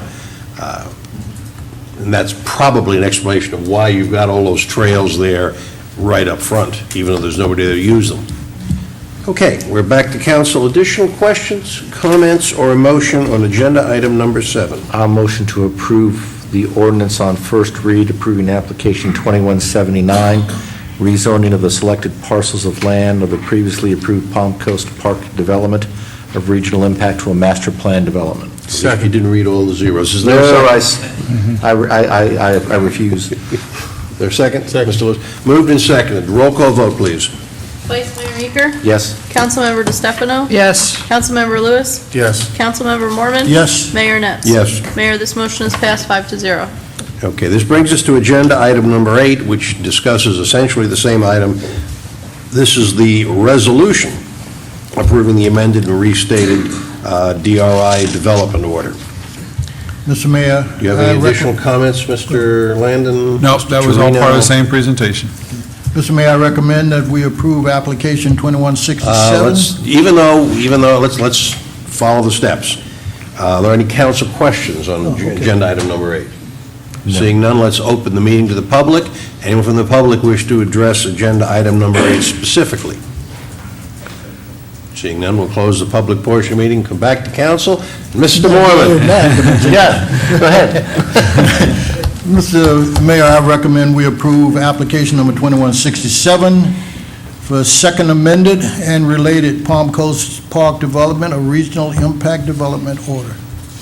I'll second. Moved and seconded. This is agenda item number 8, the resolution. Any discussion on the motion? All those in favor signify by saying aye. Aye. Opposed? Motion carries without objection. Agenda item number 9, a resolution approving the final primary election results. Mr. Landon. Mayor, City Council, this is a requirement of the charter that you just certify the final results. In this case, the reelection of Mr. John Netz as mayor, and then also the change to the charter to change the municipal elections from odd number of years to even number of years to be consistent with federal, state, and county elections. It's really just ministerial in nature. You don't have much choice, but you are required to formally certify the results. I think the word is certify, not approve. Yes. Council questions? No. And from the public, which we heard on agenda item number 9, certification of the results of the primary election. Seeing no one approach the podium, we'll close the public portion, meeting, come back to council. Additional questions, comments, or motion? Motion to adopt the resolution approving the 2001 final primary election results. Second. No, third. All in favor signify by saying aye. Aye. Opposed? Motion carries without objection. Agenda item number 10, resolution relating to Parks and Recreation fee structure. Mr. Landon.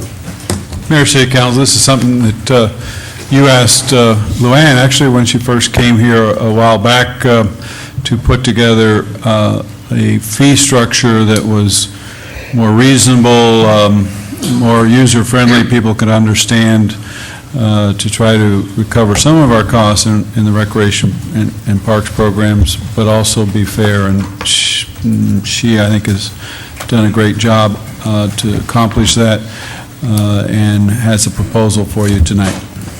Go ahead and take it from here.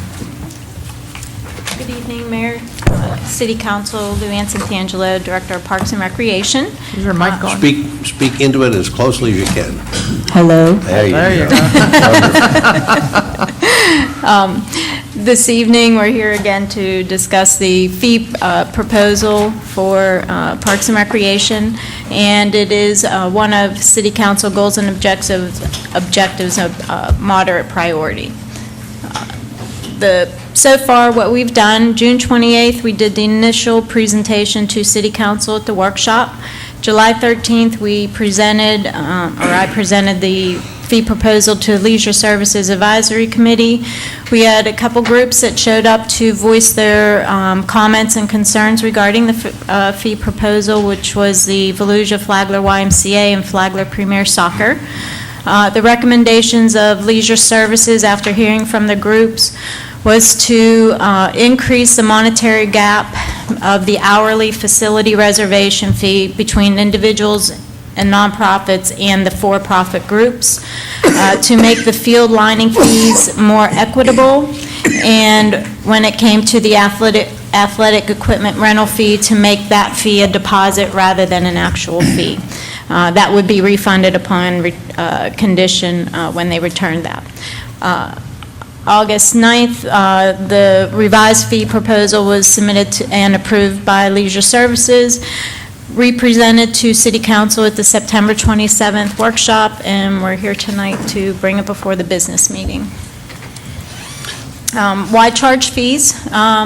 Primarily exclusivity of use, reimbursement for services requested, program registration fees, participation or registration fees, and for tournaments. We're going to begin with our community center, rental room 102, 107, 108, and this is for the individual or nonprofit organizations. Currently, we have a $50 security deposit and a $25 alcohol permit fee. Those fees will remain the same. Our hourly rate is $15 currently for the first and second hour, and drops down to $5 per hour for hours 3 and beyond. We're proposing to have one hourly rate apply to all hours of the rental at the $15 per hour. And then we've had many groups request if we can set up the room for them with tables and chairs. So we did include a fee for that if they choose to take advantage of that service. And then also equipment rental, which is specific to the projector and computer, where there would be a $35 rental fee and a deposit that is refundable for that equipment. And then occasionally we do get somebody that would ask to use our coffee pot, and there's a $5 fee for that as well. For the for-profit organization or business, again, for the community center, room 102, 107, 108, we do have the same security and alcohol permit fees, which will remain the same. Our hourly rate right now is $18 for the first and second hour, and $10 for hours 3 and beyond. This is where Leisure Services wanted to see a wider gap between the individual nonprofit and the for-profit business. So we recommending a rate of $25 per hour for all hours. And again, with the table and chair setup fee and the equipment rental deposit and coffee pot fee. Park pavilions, this would apply to all the pavilions within our facilities. We currently have a security deposit of $50 and a daily rate of $15. We're looking at an increase of the daily rate to $25. If they wanted to reserve the athletic field or the court specifically for their use during their rental time, there would be a $25 additional fee. If they wanted to just take the chance and use the field, if it would be available that day, they can also have that option as well, with no fee for that. If they wanted us to line the field for either baseball or soccer, lacrosse, football, we have the field lining fees in there as well. And then the athletic equipment, which is what Leisure Services recommended to now be a deposit rather than a rental fee, would be the base set, a bocce ball set, and a shuffleboard set.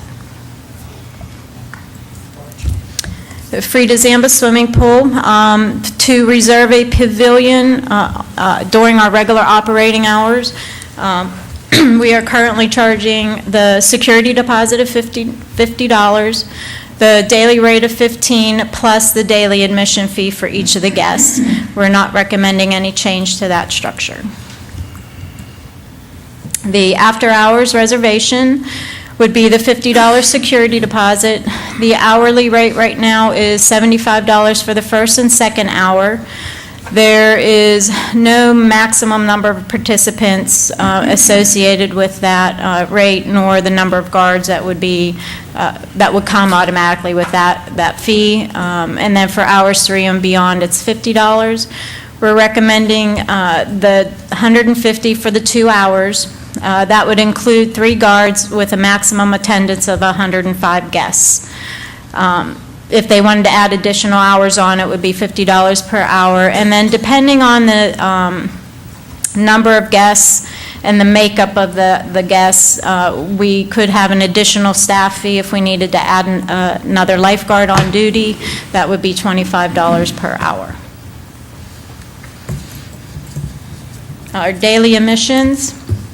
Right now, youth, adult, and seniors at $3, $4, and $3. What changes we're recommending here is to add in a group rate for those that have a group of 10 or more, that the fee for youth would be $1.50 and adults would be $2. And then we're also recommending a twilight fee, which would be effective 2 hours before we close, and where there would be a 50% discount on the admission fee into the facility. And then our seasonal memberships, what we're recommending, the only change was to the title of the couple, which we changed to a limited family, which are 2 members from a family, whether it's adult and child, or 2 teens from the same family who can purchase a membership. And then the quarterly memberships, again, the only change was the title of the, from the couple to the limited family. Athletic field facility reservations. This would be for our athletic fields at our facilities. As everyone's aware, we are currently not charging any fees for use of our athletic fields. What we're recommending is a seasonal permit. The seasons would be approximately 13 weeks.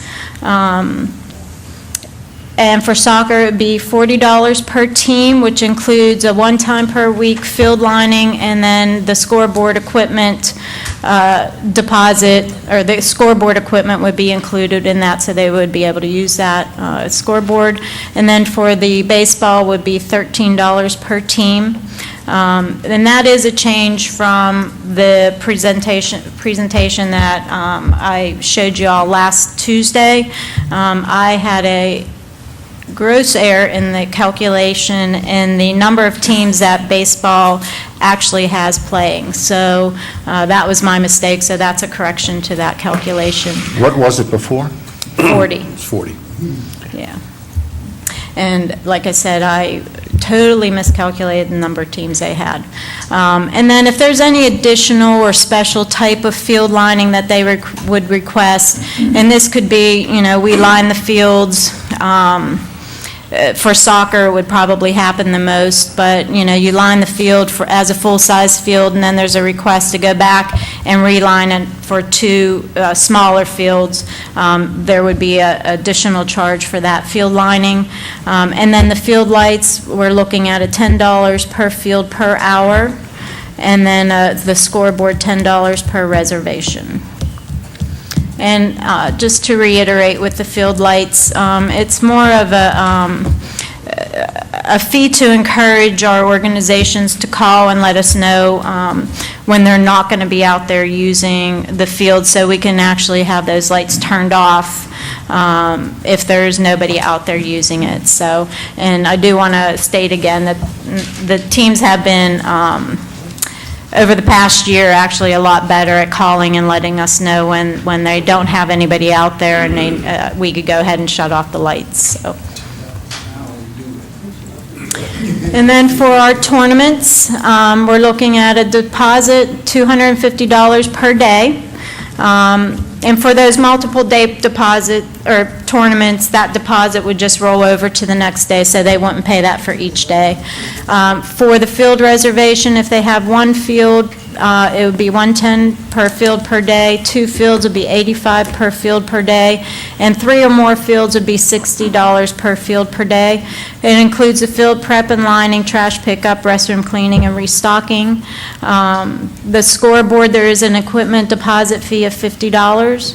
And then when available, the concession would be available for rental at $100 per day, which would include the utilities, and then, of course, the renter must comply with any agreements we have with any vendor for that facility. And then the field lights would be the same, the $10 per field per hour. What we discussed last time was when there are tournaments and vendors, including a fee for use of the electricity that's available at the facilities at $25 per vendor per day. And then a discount on the seasonal permit fee when an organization would bring a tournament to that facility. 1 to 3 tournaments would be a 10% discount off the seasonal permit. 4 to 6 tournaments, 25% off. 7 or more tournaments, 35% off the seasonal permit fee. And that discount would apply to the permit fee of the season that the tournament is held. And then just the comparison with other organizations and what they're charging for use of their facilities. And our next steps.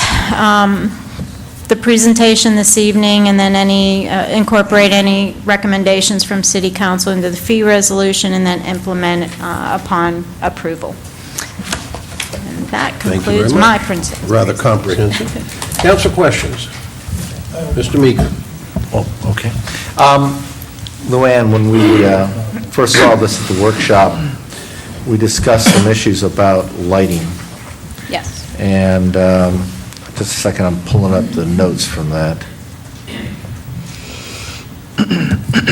I had it there, but for some reason, there we go. I asked if there were some options on lighting, because I've done some calculations that I'm not going to go into it as questions, because it's part of comments, really, because I have a lot of problems with that lighting section. Okay. And I asked if there were some options, and you were going to look into any options. One, did you find any options? I've got one that I was wondering about, and that would be to consider handling lighting, since you're trying to discourage leaving the lights on without anybody using it. If you required a deposit up front and you deducted from that deposit those times where people failed to let you guys know so that they could be turned off, but then the money would be, any remaining money in that budget would be returned at the end, as opposed to charging up front, because those dollar amounts are a heavy hit that I'm going to be talking about later. So what options did you consider, and what about the option of charging a deposit? The other option would be just to reduce the fee, the per-hour fee. I guess with the deposit, it is definitely something we can consider. I'm just wondering if, once they already pay it, would that encourage them then to call and cancel? Or since it's already paid, would it be kind of out of sight, out of mind? You know, that would be my only question with that. And if it would encourage them to call and request to have those lights off, then yeah, it's definitely something to consider. Well, paid is paid. I mean, if I put $200 up front, knowing that if I call in, I'm going to get my $200 back at the end of the season, that's pretty nice incentive to me. It doesn't come out of my budget and it rolls back in. On the other hand, if I'm paying 10, well, again, I'll go over the numbers here in a little bit, but Right. you know, the use of $10, that's not something I can easily incorporate into my budget. Right. Well, the way I was looking at how we would implement that is that they weren't going to be paying up front for the lights. They would be billed after the season based on their usage. So there wouldn't be any upfront cost initially. So we would go through the season based on the schedule that was input to the computer, and like I said, we could pull off and run those reports per week, per day, per month, however we choose to do it, and then they would be billed accordingly based on the usage. You know, so I guess it would be whether we collect it up front or after the fact. But volunteer programs have to base their dollars on a per-player basis. And if you come in at they're not for-profit, therefore they don't have any profit sitting there to pay after-the-fact fee at the end of the season. They need to know these dollar costs up front because it's a user pays kind of a deal. So I'm not so sure that idea works well. Okay. Other council questions? Mr. Lewis. If we can go back to the security deposit of $250, I had a problem before. I still have a problem now on refunding the $250 as opposed to keeping some of that $250. And the rationale for keeping it is the fact that we need funds, and we also need to be able to utilize those funds for perhaps maintenance or some other particular thing that might be needed. So rather than to refund the entire $250, is it possible to refund some but not all? The intent of the security deposit with all of them, for all the facility rentals, is to ensure that the individual renting and reserving that facility is leaving it in the condition that it was found. And that if they do, and they clean up properly after themselves and adhere to all the rules and regulations that we have, their reward would be the security deposit return. But we are charging them a rental fee separate and apart from the security deposit. So there's where your revenue comes in. Well, I still feel that's a very large number that we should be able to keep some of that for whatever upkeep or maintenance we might need.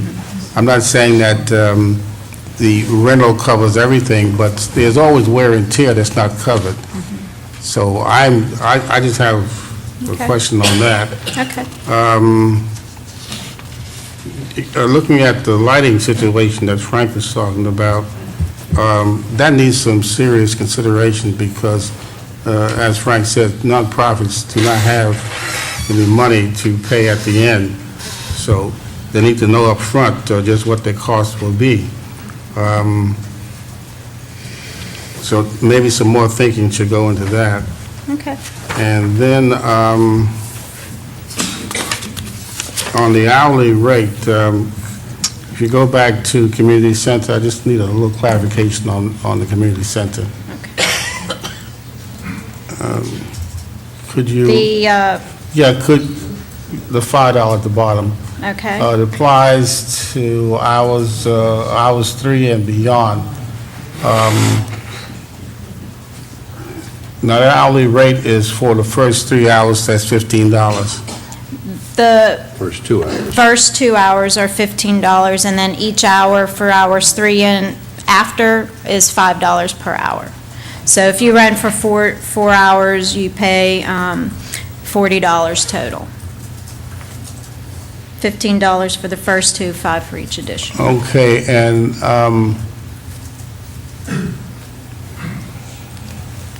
okay, all right.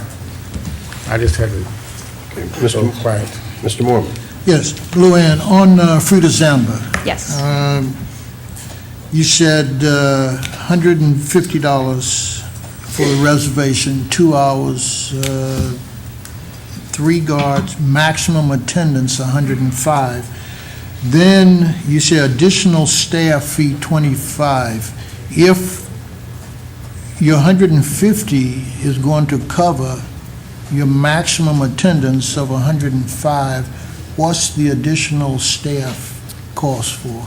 Well, with that reservation fee, the 3 guards, the maximum attendance is how many we could have with 3 guards on duty at that time. So if they were having a group, it's not the maximum attendance that they could have for that reservation. They could actually have a group of 400 people come to the pool. If that group is primarily youth, then we will most likely add 2 or 3 additional lifeguards on duty during that event to make sure we have the proper lifeguard coverage of the facility for that number of people. So we just wanted to make sure when somebody wanted to reserve the facility for that reservation fee, they could have up to 105 guests, and they will be guaranteed to have 3 lifeguards on duty. If they want to go beyond that, then usually we talk with them, find out the makeup of their group, what they intend to do, and then we decide whether or not we need to have an additional lifeguard staff member there. Okay, in reading this, I thought you were saying that the maximum attendance would be 105. So you're saying that you can have more than 105 at the pool at any given time? But you're going to pay for Correct. additional Okay, guards. you're going to pay for additional? Correct. Okay, no problem. Correct. Other council questions? We'll open the meeting to the public. Any from the public wish to be heard on this agenda item? Agenda item number 10.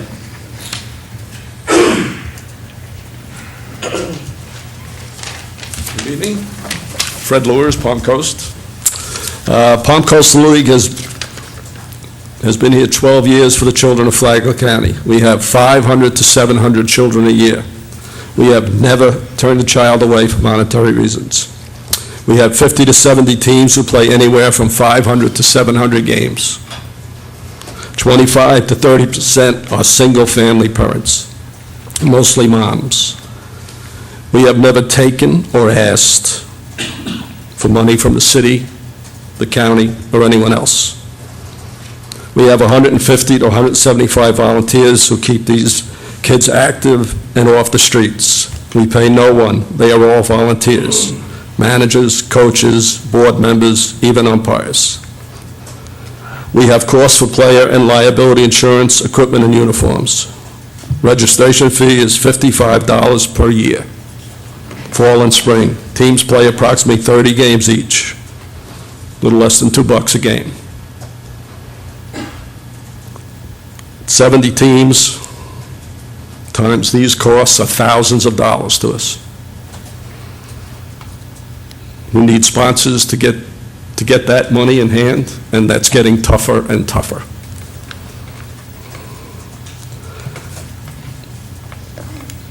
We do not have the funds for this. Families are hurting, unemployment, et cetera.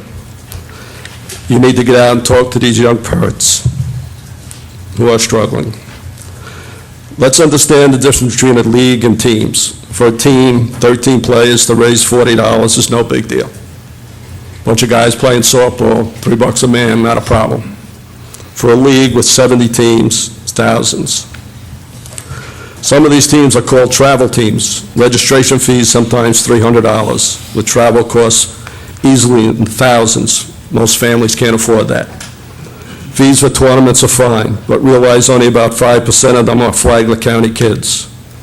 The dollars coming in are important, but I think local kids are more important. It seems like another tax on those that can least afford it.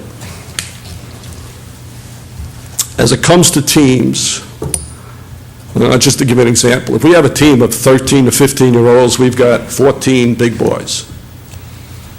If we have a team of T-ball kids, we have 7 kids. They're like herding cats. You can't put 14 kids on a T-ball team. I don't know how you rate that or equate that to dollars, but that's not equitable either. I would like to recommend that you table this proposal for further review by staff, and that you set up a sports council made up of representatives from the various sports groups, youth, adult leagues, and teams to fully understand the impact of these fees. Thank you. Thank you. Next speaker. Hi, I'm Doug Berryhill. I'm a board member of Palm Coast Little League as well. First of all, I wanted to thank the city and the commissioners for the beautiful facilities that we're allowed to play on. I've been in youth baseball for over 30 years, and we have a wonderful facility here. I do want to say that the thing that concerns me most about the proposal, and it's hard to have a true perspective of the financial impact on the league based on just sitting here and seeing the proposal for the first time today. And that's not to say the information wasn't available to me, but this is the first I was aware of it.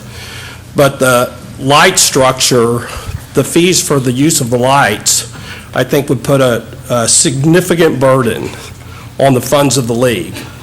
I'll just give you an example. If we have 50 teams in the league, we, in the month of February, use that time to prepare the teams and the children to be able to play the games that happen in March, April, and May. And in February, I think you're aware that it starts getting dark around 5 o'clock or 5:30 in the month of February. If you have 50 teams, that's 100 practices for each team to be able to practice twice a week. And we're allowed graciously to use the facilities that Palm Coast provides us to have those practices. But if so we run 2 practices a night, right, on each field. There's 4 fields. So if you figure 3 hours of lights per field, that's 12 hours. And if I'm doing the math right, that's $120 a night. For the month, you're talking about a couple $1,000s to an organization that's effectively an extension of the youth services program of Palm Coast Little League. If you extend that by the 3 months of the regular season and the 2 months of the fall season, you're talking about, and I'm just estimating again because I didn't have the numbers to do the projections, $7,000 or $8,000 in total for lighting fees. So I would just suggest that there's good reason for taking a harder look at this. As Fred said, everyone in the Palm Coast Little League that serves the children are volunteers. And there are many of us that don't have children in the program. We do it because we love baseball. We had great experiences early in our lives with our own children. And so we enjoy the children, the lessons that baseball brings. So I would just suggest that the lighting fees would place an unfair burden and a very difficult burden on the organization that you guys allow us to provide services to down at the Little League Park. Thank you. Thank you. Next speaker.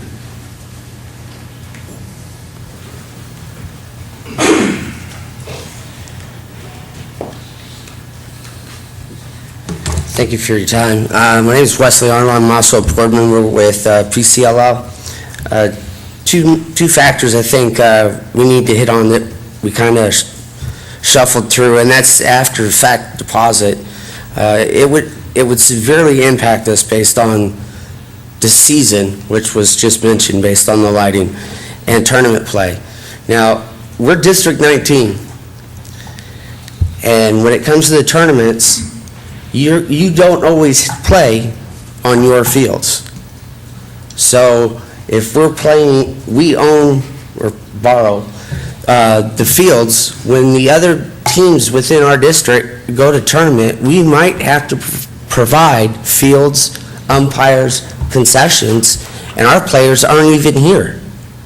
They're down in DeLand, they're DeBerry, they're in other places, but yet we're still going to accrue their wages for the use of the field. Thank you. Thank you. Next speaker.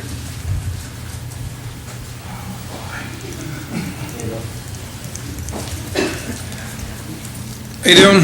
My name is Chris, Vice President of Phantom Flag Football. Last name, sir? Huh? Your last name, please. Chris Howard. Vice President of Phantom Flag Football. I was sent here by my Commissioner, Tom Gentry. First of all, I think we all should give Fred a big round of applause for getting Volunteer of the Year and getting sent to the Little League. We're all here, we're all about the kids. We're not about profit. We're not about taking money. Like you said, he never asked for money from anybody, never turned anybody down. With Phantom Flag, we did the same thing. I'm a big supporter, business owner, contractor here, and I support Palm Coast Little League and Phantom Flag. Whatever money we fall short, I personally put out of my pocket. So now you're getting into my pocket. So now it gets personal. But I don't want to get personal. I'm very brief, to the point. I don't play the political game. I just think we need to waive these fees. We've done it for 12 years. We can find the money elsewhere. With that being said, pretty much to the point, and that's where I stand. Thank you. One more thing I'd like to mention also. Not threatening or nothing, but just, I have, you can either work with us or against us, and I speak for myself here on this one. I have meetings with the NFL and ESPN in March about the whole Play 60 program that we're doing. I want to show that the city's working with us and for us, not against us, and it's your call on that one. Thanks. Thank you. Next speaker.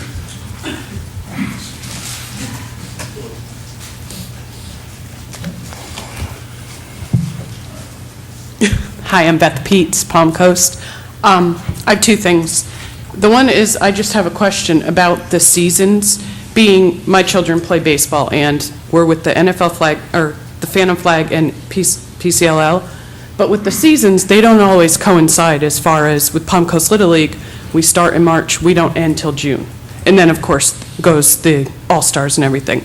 With what you have for the breakdowns, I'm not sure, does that mean if we're paying per season, are we paying for 2 seasons, or are we doing 1? And as far as in the fall, our seasons are different than the seasons you have. So just, wondering if we're not 13 weeks, if we wind up being 3-4 months, is that going to make a difference as far as that, or whatever? The other thing is with the Phantom Flag being kind of new, we have, this season primarily, we've got almost 50 teams. In the spring, last spring, we had over 200 kids. We only have 6-7 kids a team at the most, because it's 5-on-5. So team-wise, our teams, again, are over 50.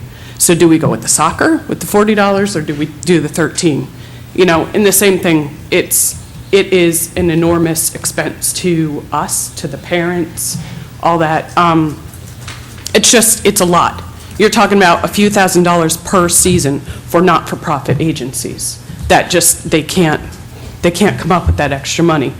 We're trying to, being a newer organization, the Phantom Flag, we're trying to base it from Palm Coast Little League, because most of us have been with Palm Coast Little League for years. So we try, like Chris was saying, we have parents that come and they say, hey, I can't afford the registration fee. Okay, we'll knock $15 off, no problem. We'll make it up somehow. with us being the organizers putting in money, however. So just, as, like Fred said, just if you could possibly hold it off, think about it, get all the organizations together, see how it's going to affect us and the kids. Because what's going to happen is we're going to have the drop-off of the kids, and unfortunately, they have nothing else to do then but to sit in front of those video games because mom and dad can't afford to put them on in a sports organization. Thank you. Thank you. Next speaker. Next speaker. Seeing no one approach the podium, we'll close the public portion of the meeting, go back to council. May I just ask one question? Is there a- No, sorry. Sorry, no, sir. Public portion meeting is closed. There was a question about the varying lengths of the season, and Phantom Flag season doesn't coincide with Little League or soccer or so on and so forth. How would you propose to deal with that? And the season's up there, and what I should have said were representative. So a season would be 13 weeks from when they start their season. So it's not that they would all have to fall and start the third Monday of August. I just wanted to identify the lengths of the season, which would be 13 weeks, is what we're proposing as far as a season length. So if they spanned over 2 different seasons, they wouldn't get charged for 2 seasons, they would only be charged for the 1. Suppose their season was a 14-week season for some reason. I don't think we would charge for that extra week of that season. We would be flexible with that. But Luann, explain how you did the calculation. The calculations are trying to address the striping of the fields, the maintenance of the fields, so there's the factor of the actual maintenance of the fields and trying to divide it up by the number of teams and how many times they have to do it, et cetera, is how she came up with those figures. Right. Council, questions, comments, or a motion? All right, Go ahead, Mr. Lewis. I think when we look at fees, we tend to look at the nonprofits as though they are a business, but they're not a business. Most, at least the ones that we have in Palm Coast, the nonprofits are struggling, and we've done fees before. We've done fees with the use of our facilities, and they're hurting us, and they still are hurting us. But when we come to parks and recreation, we're talking about kids. And when we're talking about kids, these kids are off the streets, not getting into trouble, and giving us less gray hairs. Well, maybe not for the coaches, though. But the thing is, I think we have to understand that money is important, but something else is important, and that's community participation, community involvement, and the city should be partnering with these organizations and not just trying to cover their expenses, but also trying to help them move forward. So I think, I don't know if these heads of these groups were notified or involved in these deliberations, but consultation is always great because then we have less discussion at the end.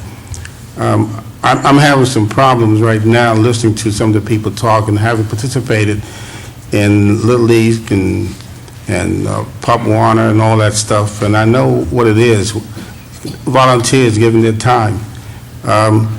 We got to be a little kid-friendly when it comes to. I know we need the money, but we also need to keep these kids off the streets. So I like to see some more consideration given to this structure, especially when it comes to the Little League and the other people, because those things are very important. Mr. Mormon. Yes, sir, I agree with Mr. Lewis on certain aspects, and being that the individuals that spoke tonight say they have not had the opportunity to see this before tonight, even though we have a leisure service activity committee that are selected from amongst you that are volunteers as well that come before us, and this has gone before that committee, and you saw their recommendations that Luann put up. That was your opportunity. If you didn't know about it, I apologize, but you had the opportunity to go before that committee when it was presented to listen to what was said and put in your, and give us your input as to the decision. Saying all of that, Mr. Mayor, I would think that we could workshop this again, take another look at it, and see what we can come up with that's more amenable to the community. Mrs. DeStefano. Yes. I guess what I would like to know, and it would have to be, we would possibly table this and give it back to Luann, perhaps to get the people together that are here tonight and find out from them what kind of input. I hear a lot about the lighting fee. Perhaps we need to put people together and figure out what is acceptable to this fee structure. I hear that what you're saying, and the children, we have to keep the children off of the street. I understand that. My cousin is involved in soccer, and I know what fees she pays in order to participate, but we need to work together to make people responsible when they're using the fields. It's costing us money to do that, but I think we can possibly, my suggestion would be to turn it back to the Parks and Recreation Director, meet with the people here tonight and get, because they're representative of the groups, and see what we can come up with. It's got to be a give and take. Mr. Meeker. Oh, I've been waiting on this one, you bet. We know. How did we know that? Well, first off, I'd like to congratulate the gentleman in the back for 30 years of community service with no pay. I did it for 14 years around here myself on soccer, and I know what it's like to pull $40 out of your pocket, fill up your SUV, take 6 other kids plus your own, and drive down to Leesburg and foot the bill for dinner for 2 of them because they forgot to bring some money along at the same time. So I know those out-of-the-pocket costs for coaches and for guys associated with these leagues, so I empathize with you all. You know, the federal government allows you guys to be a not-for-profit corporation, and yet we tend to treat you as customers when you come into the program when we start looking at fees.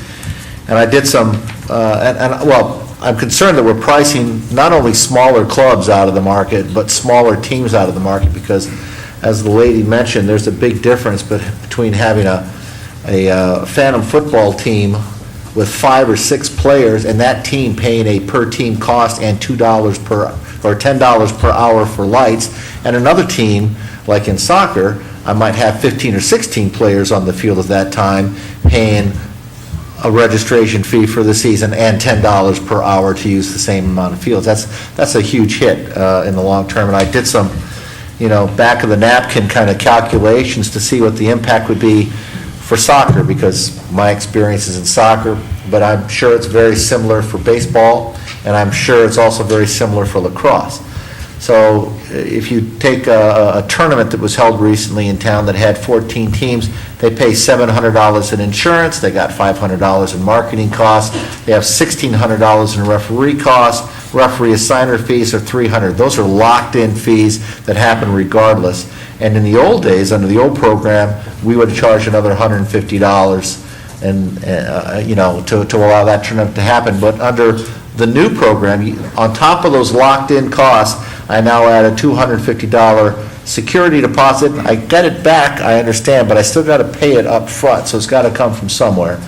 My concession stand is now running me $200 a pop, and my lights, it's only $60 on that particular one for the tournaments, but my Palm Coast fees are another $360. So as I totaled it up, I was $470 more out of pocket that is money that is not going for local scholarships or to help offset the cost for kids who can't afford to pay for it.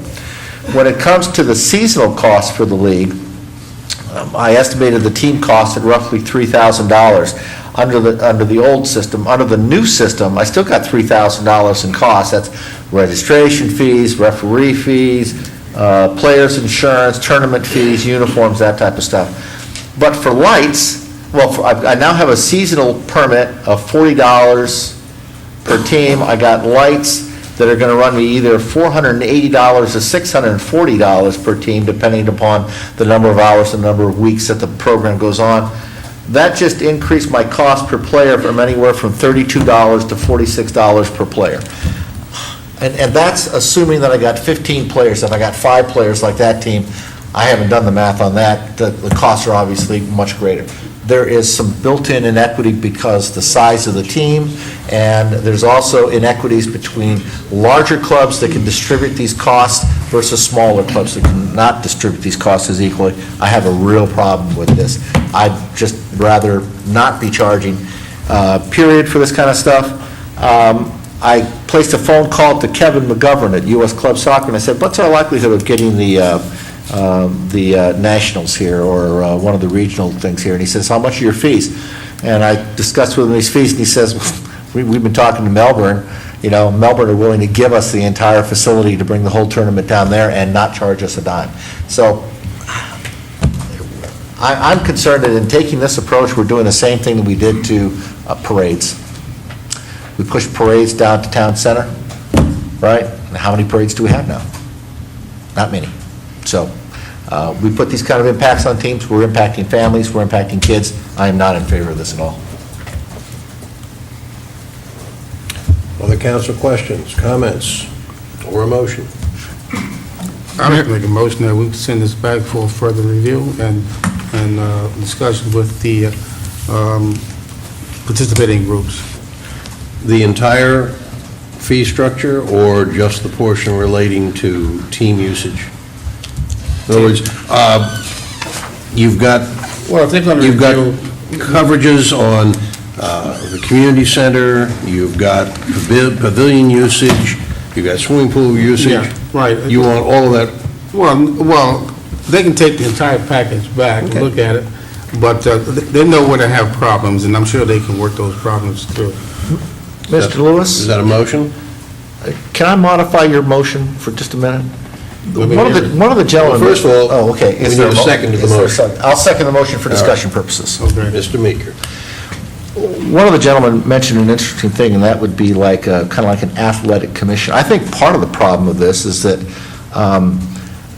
in Luann's presentation, she said that, the YMCA was involved with that, and Flagler Premier Soccer was involved with it. No Phantom Football, no Palm Coast Little League, and all that kind of stuff. And they suggested like an athletic commission. What I'd really like to see is that this entire thing, I believe, needs to be vetted properly with all of the major, with all of the associations that deal with us. I think Synchro-Bells, the president of the Synchro-Bells needs to be at least notified there are going to be changes in the fee structure on things, or the president from Palm Coast Little League. All these guys need to be here and sitting down with Luann and with I don't care if they take an abacus, a calculator, or a computer, and look at their overall costs and discuss the type of impacts it's going to have on their programming. Because until you sit down and put it in some kind of a spreadsheet, gentlemen, you have no idea what these costs are going to be. And you can't just, show up and hope for the best. So we really need to vet this properly. I won't accept that as part of my motion. However, I will accept that the analogy be given to the recreation, park and recreations of people to do. But the motion, I wouldn't want to put that in the motion. And so the motion is to? The motion is to table this for further consideration. Okay. And they've heard the discussion. I think Ms. Santangelo has heard your comments. I would assume that would be part of her consideration. Yeah. Is that? I'll second that, then. I'll keep the second in place. Mayor, if I could Mr. Landon? add, because I really think it's a great idea to pull the people in that really know the cost and really like that. A lot of these fees, that's doesn't impact that at all. So, if I could make a plea that for those that you don't have the groups, like for Tinkerbell's they don't practice in our pool, and we have an agreement with the groups that do practice in our pool that this isn't going to impact. So I think the last two items are really the only items that have any impact, and it would be nice to get the others moving forward. So could we my request would be to pull off the last two items, bring back the rest to you if you want to see it again, but I think the athletic fields is a bigger issue, and it's going to take a whole lot more time than the rest of it. And I'd hate to have rentals for pavilions get bogged down in that discussion and get included in. So if we could separate out the easy parts and work on... There was no restriction placed in there. I think just if you were to just take the comments and make a decision based on that. If you want to separate stuff out, that's fine. It's your decision. But I don't want to tie your hands. Well, the motion is to reconsider this entire package. I understand your position, Mr. Landon. That's where I was trying to lead us toward. There is nothing to prevent staff from coming back to us with a partial recommendation. Great. That's all I was hoping that you would allow us to do, and then bring that back. And let's schedule that component for our next week's workshop. Great. And see if we can find a portion that we do have agreement on. Right. We workshop that. It's 2 weeks. We can survive. I think that's a good compromise. Basically, what he's talking about is the community center costs, the park pavilion reservations, the Frida Zamba swimming pool.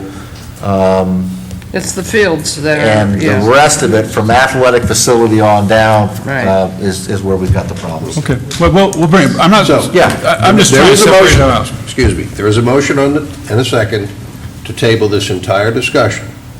My understanding is that we will provide staff the opportunity to bring back a portion of this while they address the portion that seems to be in dispute or under discussion. Thank you. We have a motion. We have a second. All in favor signify by saying aye. Aye. Opposed? Motion carries without objection. We're getting there. Agenda item number 11, resolution amending the building administration plan review and inspection fees. Mr. Yankees Lamb. are playing. I got to get home. Mayor, City Council, this is a program we started a couple of years ago when, during the boom times, we had a surplus in our building permit division. State law requires us to use building permits strictly on plan review and building inspections, in other words, the operation of the building department. Therefore, what we have implemented a couple of years ago was a 90% discount program. We still have available funds, and so Nestor has a proposal to extend that. So he has a very short presentation. Thank you, Mr. Landon. Mayor and Council, it was back in June of 2009 that we came to Council, and Council approved the resolution providing for a 90% discount on all building permits. At the time, the reason and justification was we wanted to work down the fund balance and also use this as the discount as a way to stimulate the local construction and building industry.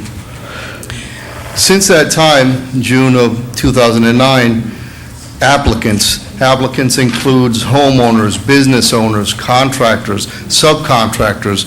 They've saved just under $1.5 million in permitting fees. Some of those permits very small, some of them large, and all permits in between.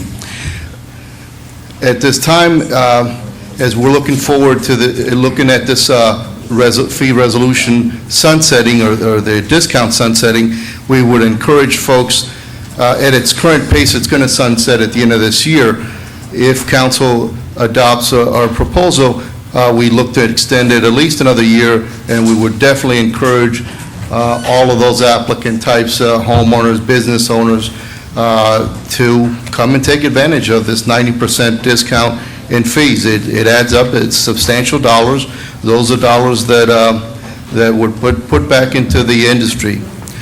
Now, during this same period of time, it's a 27-month total, we've seen, this is a permitting activity. We've permitted, we've reviewed plans, done inspections for $172 million worth of building construction in the city of Palm Coast since that June 2009 date.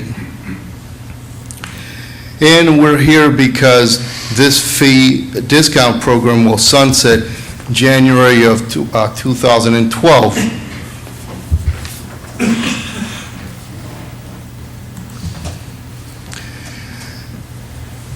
A little pictorial on what's happened the last 3 years. If we can look at the first set of bars, September, this is at the end of September fiscal year 2009. I would draw attention first to the blue lines, or the blue bars. The shaded represents our projected revenues, the money that we had anticipated to come in, to flow in through permitting. And as you can see, both in all three cases, the last 3 years, the actual revenues exceeds projection. That goes back to that $172 million worth of permitting activity that we've seen over the last 27 months. So we've had more revenues than we anticipated. The other side is represented in red.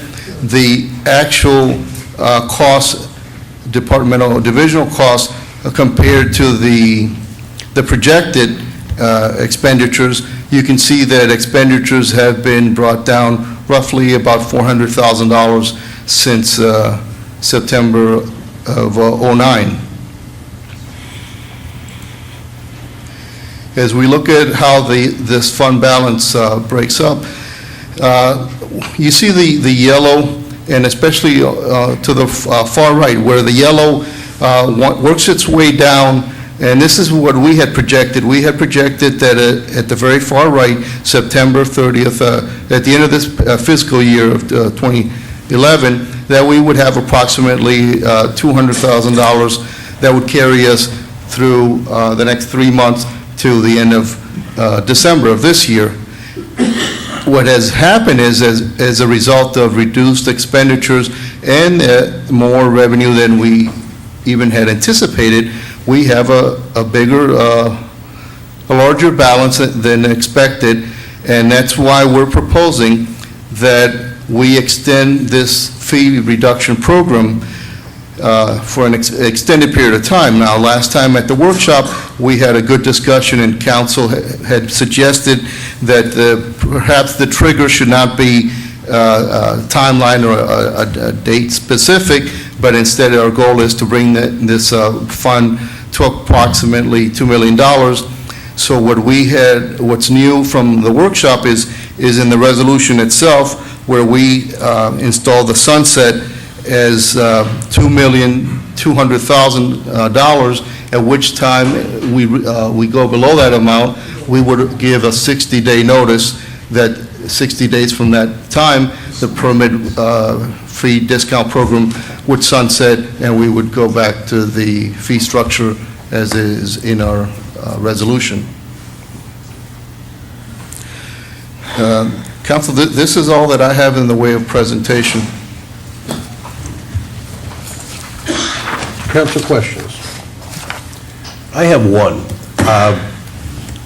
Granted, there's not a tremendous amount of home building going on now, but a typical home builder probably does his or her projections and gives his or her estimates and proposals to a customer or a client more than 60 days before the contract is signed and the permit applied for. I'm just wondering if 60 days is enough lead time for builders and for people, especially the commercial, the home builders, the pool builders, I'm just wondering if 60 days is enough time. Is it possible for us to push that out 90 days, or somehow keep the commercial entities aware of the declining balance and the impending change in fee structure?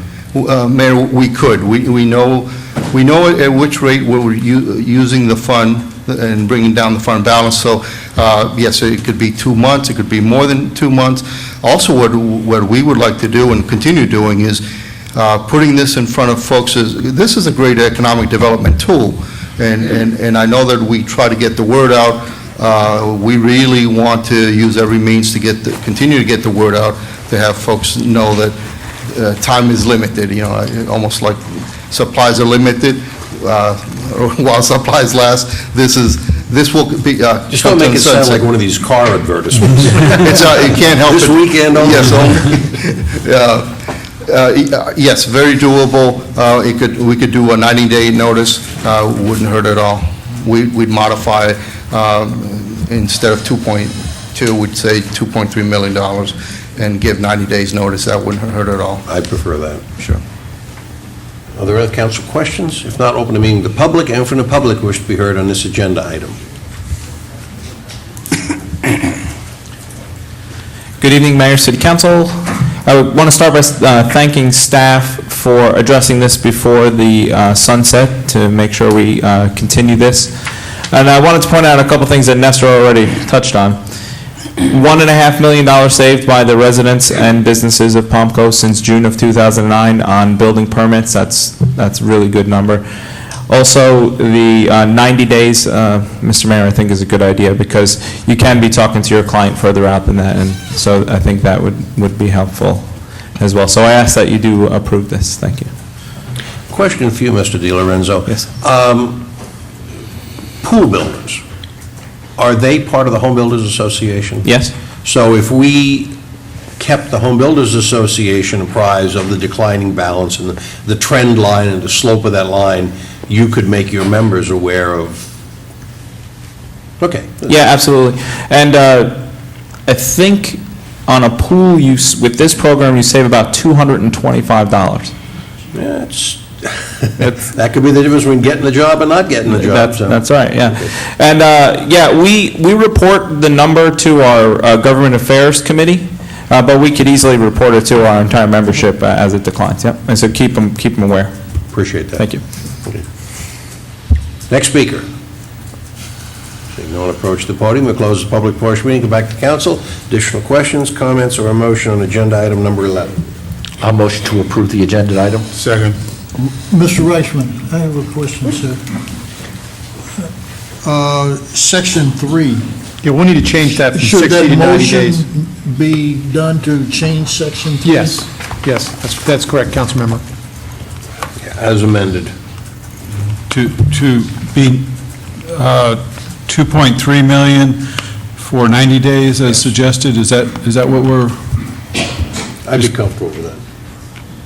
Well, the number is, as I understood the discussion under the changes, is there would be the fund balance fall, if and when the fund balance falls below $2,200,000. No, $2,300,000. Okay, apologize, but it was going to be from 60 to 90 days. That.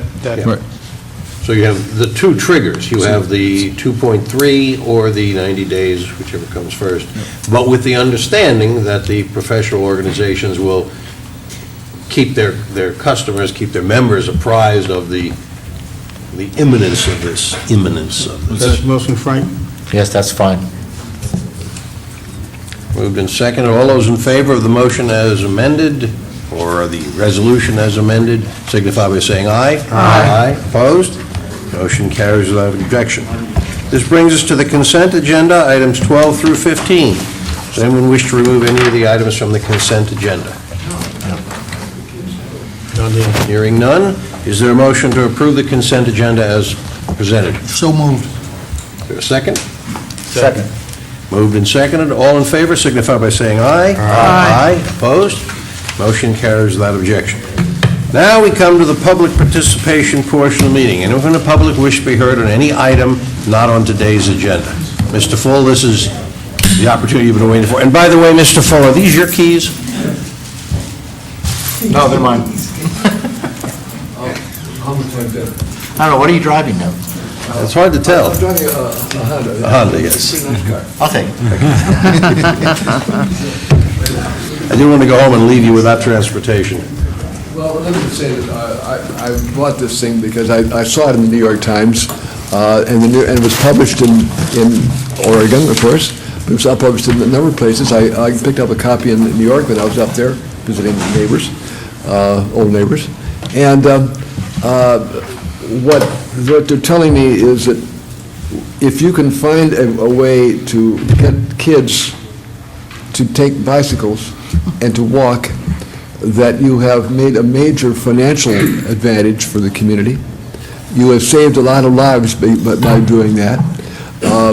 And what they have done in Oregon is they have a number of shops along the major highways where they have, by legal authority, bicycle shops, where kids can stop by, rent, buy, whatever the arrangements are, to have a bicycle where they can go to school or go to work or have a night school or whatever it is, but they need to have this opportunity to get somewhere.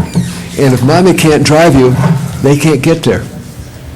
So we need to find a way to do it, and that's what they did in Oregon. They found a way of making this possible for 20% essentially of the population that have a way of walking or biking to get to work, or to get to a job, or to whatever they want to do. And we don't have that here. Everybody goes to Publix, drives there. Everybody who goes to the high school, they have to drive there. I mean, well, there's a few exceptions, but not many.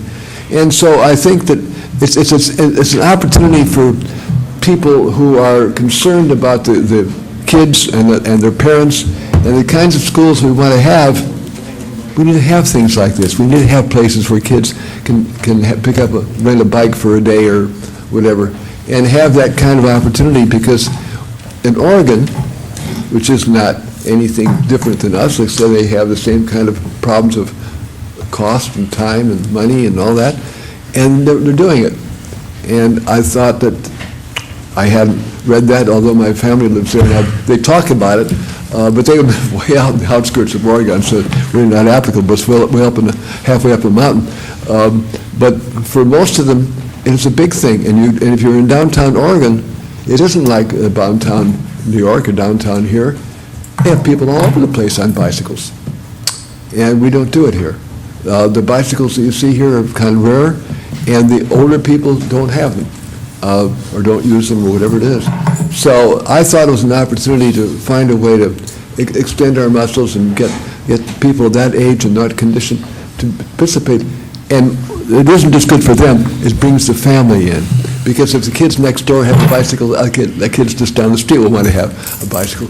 And you need to have accommodations for those bicycles, i.e. pass some places where kids can leave their bikes. And that's what they did in Oregon, and I think it's something that we might want to take a look at, and hope you do. Thank you. Thank you. Next speaker. Good evening. Dennis Cross, 47 Front Street, and I have a request, and it concerns the poor voter participation or turnout in the September 13th primary election. The one complaint that I hear again and again, over and over again, is never was a sample ballot ever published in either newspapers or in online news services. Therefore, my request is, would the council have our city clerk send a letter to the supervisor of election and have a sample ballot published 2 weeks prior to the November 8th general election, and again 1 week prior to it. And that's my request. Thank you.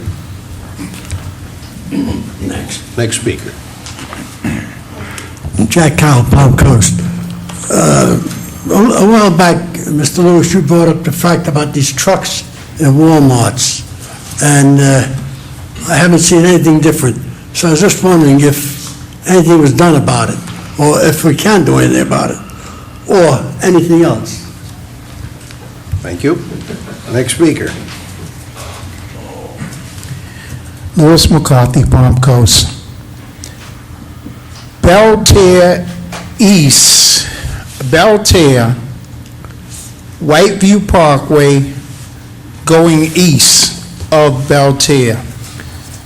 Is that, or when will that be completed or started up again to work on that walkway that you promised? It's a lot of dirt there right now, so, and some mounds and everything. So, please, we got kids walking and riding their bicycles, those bicycles again, but they're doing it either in the dirt or on the roadway. So, please, end of the year. Thank you. Thank you. Next speaker. Hello, my name is Maureen Jones, and I spoke to you all, I believe it was 2 weeks ago, in reference to 92 and 108 Bulldog Drive, Mr. Azram and Mrs. Azram's property. And I understand today, I think agenda item number 13 is going to be discussed at your next meeting. But as I looked into this item, I do think that something that y'all need to understand is that at the first meeting in September of 2011, you allocated $1.5 million for engineering of Bulldog Drive and possibly land purchase. This whole redesign of Bulldog Drive is all in reference to the town center at Palm Coast and the development of regional impact application that was done and that was signed by both the City of Palm Coast and Florida Landmark Communities July 11th of 2003. And throughout that developmental regional impact, there's a lot of discussion, and the responses to that, there's a lot of discussion of Bulldog Drive. If the decision is to redesign Bulldog Drive from 4 lanes to 2 lanes, it is going to cause a domino effect on all of the permits that are within this developmental regional impact. It's going, you're possibly, you already saw the demonstration, but possibly you're going to need surveyors, engineers. Most of them are all out of Orlando, so you're going to be benefiting the community of Orlando. The attorneys, the environmental engineers, the amended traffic studies, the new construction plans, new signalization plans, the Army Corps of Engineering permit number 199804165 Northwest, or NW-LO, the St. Johns River Water Management Permit, the DEP permit. All of this DRI requires the consistency of the design of Bulldog Drive. And you're nodding that it's not, but if you look at the permit of the application, it references the uplands that sit right next to this school. And the reason why this entire school is, the reason why it all needs to be designed is you've got the sensitive nature of Graham Swamp and Bulow Creek that all go to Gore Lake. And the reasoning for this town center is they've quoted throughout the application that it's a 100-year flood plan, and the Azram property is uplands. So any of the ratios that you've calculated from uplands to wetlands, they potentially need to be redesigned. All I'm asking is that you consider. 15 seconds, please. Excuse me? 15 seconds. Okay, I'm just asking that we have already told the city that we would agree that you can take the property, and we've all I'm asking is that you consider that. We've said you agree to take the property. All we want is a mediation and or a jury trial. All we want is to be compensated for the land taken, and that's reasonably compensated. We're not arguing that you can't take the property. You can have the property, and I just think that you should make an educated decision if you're going to spend $5.5 million Thank you very much. for engineering, that you should just benefit the community in general and attempt to look at the entire problem. Thank you. Next speaker. Next speaker. Seeing no one approach the podium, we'll close the public portion meeting, come back to council. Mr. Landon, any progress on, or any insight on truck parking in Walmart? Nestor can help with that. He's been working on that and give you an update.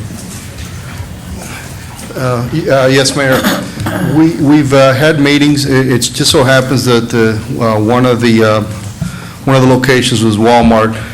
Just so happens that they have a brand-new store manager, was very receptive to council's concern with the parking. They've coming from another store, and they had noted that it's a little peculiar. They want to put up signs, they want to do their own policing, and in fact, they're agreeable to have, working with our staff, to try to figure out a different layout that would allow their trucks that come in for delivery to come in and leave. And I know that we're working to go to the other, we don't want to just single out one, we're looking to talk to the other stores. So, yeah, we're having positive activity. Can I add one more thing? And the second question on Whiteview Parkway, the path. Got an update on that this afternoon, and the plans have been finalized finally. And the pre-construction meeting is scheduled for this week, next week, tomorrow. That's this week. And pre-construction meeting is really the kickoff that gives the contractor the go-ahead to start mobilizing. So hopefully sometime soon. All those are taking longer than expected, but we are making progress on that. And that's not just east of Belterre. It also is west from Ravenwood, where it ended the last project, all the way to White Mill, and then up White Mill to Pine Lakes Parkway to continue that loop that Mr. Fuller was talking about. Okay. All right. Discussion by City Council of matters not on the agenda. Mayor, sample ballot, could I please address that? Oh, okay, forgot that. Yeah, the sample ballot. Virginia, would you please? By state statute, I'm required to publish it in the newspaper, and it was published on August 24th in the News Tribune. And the schedule for the general election is, the publishing date is going to be October 19th. And you can find it on the supervisor election. Correct, and we have a link on our website to her site as well. And we have so we are trying, but it was, the sample ballot was published for the last one as per the requirements, and we'll do it again. Okay. Nothing we discussed tonight. Discussion by City Council of matters not on the agenda. We'll start with Mr. Mormon. Yes, sir. Mr. Reisman. Yes, sir. On the way out the door tonight, Channel 2 News had the mayor of Orange County on, and she was headed into a commission meeting discussing banning of internet cafes in Orange County. Being that we're working on this, just a heads up, maybe you can get in touch with their general counsel and see how they made out. Thank you, sir. See what's going on. Make sure we do that. Because they had the same issue talking about Tallahassee, and she was in favor of banning them, so we'll see what they did. Thank you, sir. We'll check into it. Is that it, Mr. That's Mormon? it. Mr. Lewis? Just one comment to follow up on Nestor. We're putting up a new medical facility right next to Walmart, but also in front of that new facility, you just find trucks parked over in the not the Home Depot, it's the, Lowe's? Lowe's, right. So, that's just an added, comment. Well, as Nestor said, we're going to try to deal with all of the large parking lot owners. Anything else, Mr. Lewis? No. Mrs. DeStefano? Nothing. Mr. Meeker? Jim, just real quick, any update on the contact information on changing the name of Kingsway that we discussed recently to over at the Staples Shopping Center? We were going to try to find the owner of the property to discuss, who owns what, whether that's a private drive under the control of Walmart, or whether that's something that the city would have to be involved in. Do we have any update on that? I haven't got an update. Nestor, have you found out anything on that? Yeah, as I recall, we wanted to make sure that it was city right-of-way. We've confirmed that it is. And additionally, we wanted to know if it impacted, if the street name impacted any businesses, and it does. It impacts two businesses, the two restaurants. Their address is Kingsway. Which two restaurants? The Denny's and the Chinese restaurant. And if they were to sign a letter of agreement that they don't have a problem with the name change, does that make any difference to anything? Well, maybe I can address that part. City council can change the name. Obviously, it would be just, nice neighbor to make sure everybody who, and notify them. If city council is in agreement with this, and the next step would be to notify those two businesses and get their input. If they say yes, then that makes, if you want to do this, very easy. If they say no, they don't want to, then, you still can, but it would be over their objection. But we can't take any action on that here tonight because nothing's been noticed, right? It would just be a matter of, if you all want us to kind of give us direction to notify them, Well, I think by consensus, council has already indicated, at least talk to them and see if they have no objection, wonderful. If they have an objection, then we can have a discussion. Great, and that will be the next step, is to notify those two businesses and report back to you. Hopefully, we can get back to you by next workshop with the... Make sure they understand the reasoning on why we're proposing it and things like that. Okay, very good. Great. Anything else, That's Mr. it. Meeker? That's it, sir. That's all I have. Discussion by city attorney of matters not on the agenda. Nothing further, Mr. Mayor. Discussion by city manager of matters not on the agenda. It's that time of year, a lot going on. It really is amazing how many events we have just because of the cool weather. Let me start with the business-to-business trade expo this Friday. And we, as anticipated, have had quite a few people interested in it. I think we're close to 65 tables now and have over 100 reservations for lunch. We have started selling floor passes, meaning just $10 passes for people that just want to come in and participate. So for a first-time event, very, very pleased with the results and the response we've gotten so far, and have high expectation. That's this Friday, still not too late. The goal here is to try to connect businesses in Palm Coast / Flagler County with other businesses in our community, so that not only do the governments try to keep the dollars local, but our businesses try to work with other businesses versus sending dollars outside the county. Also, this weekend, we have another soccer tournament, kind of timely. Huge soccer tournament. I think 78 teams. 78 teams, 15 players per team. I got to tell you that a lot of this has to do with our cooperation with the school district, and could not be possible but without those additional fields. But this tournament will be the first play on the new fields there at Indian Trails. Middle school is tied into the sports complex, and the response is great. The following weekend, we'll have a large lacrosse tournament, bringing in thousands of people.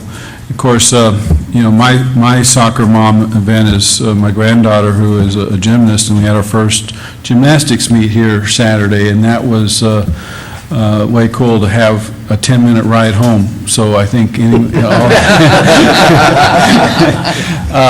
afterwards, but I got to, my hat's off to the school district once again, because they're the ones that provided that venue, made that possible.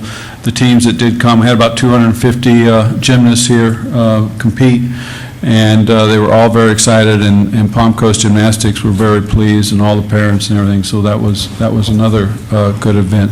Every time, when I've been out there with soccer tournaments and lacrosse, or whatever those are, just like with the gymnastics, the parents are always very impressed with our facilities, they're very impressed with how organized, and then, of course, the weather's been almost ideal for it, so very good for Palm Coast and all those efforts. And I think the fee discussion is very important, so we make sure we can keep those coming. The couple other things that happened, we mentioned the groundbreaking for the medical plaza there on Cypress Edge. I think it's real important we keep celebrating these little successes. Right next to McDonald's on State Road 100, everybody wants to know, that's an AT&T phone store, but it's still nice right now to have those kind of construction projects. And I just suggest to you, stay tuned, because we got more on the drawing boards that are coming.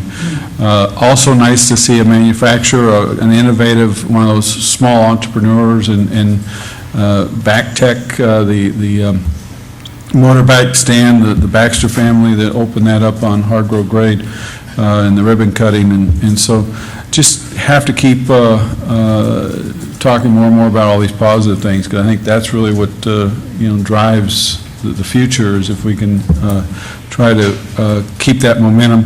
Volunteer groups' efforts of the intercoastal cleanup a couple weekends ago, that crowd gets larger, and a lot of youth organizations were there.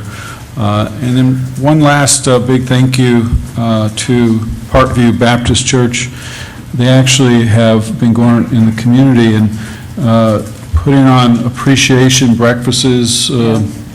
At least that's what they did for us, but I know they did something for teachers at schools and firefighters, and then all city employees here in this room. They put on quite a breakfast just to say thank you and appreciate the work you do. And the positive feedback I got from employees, it was amazing, and very much appreciate that group reaching out and saying thank you to the community and the public employees doing the hard work. And I know I can speak for them, because they have a bunch of awesome and wows and those kind of comments we got. So a lot of very positive things I think we need to keep trying to focus on. So, Mayor, that's all I have for the evening. Mr. Meeker. Motion to adjourn the meeting. Meeting is adjourned. Thank you for your participation.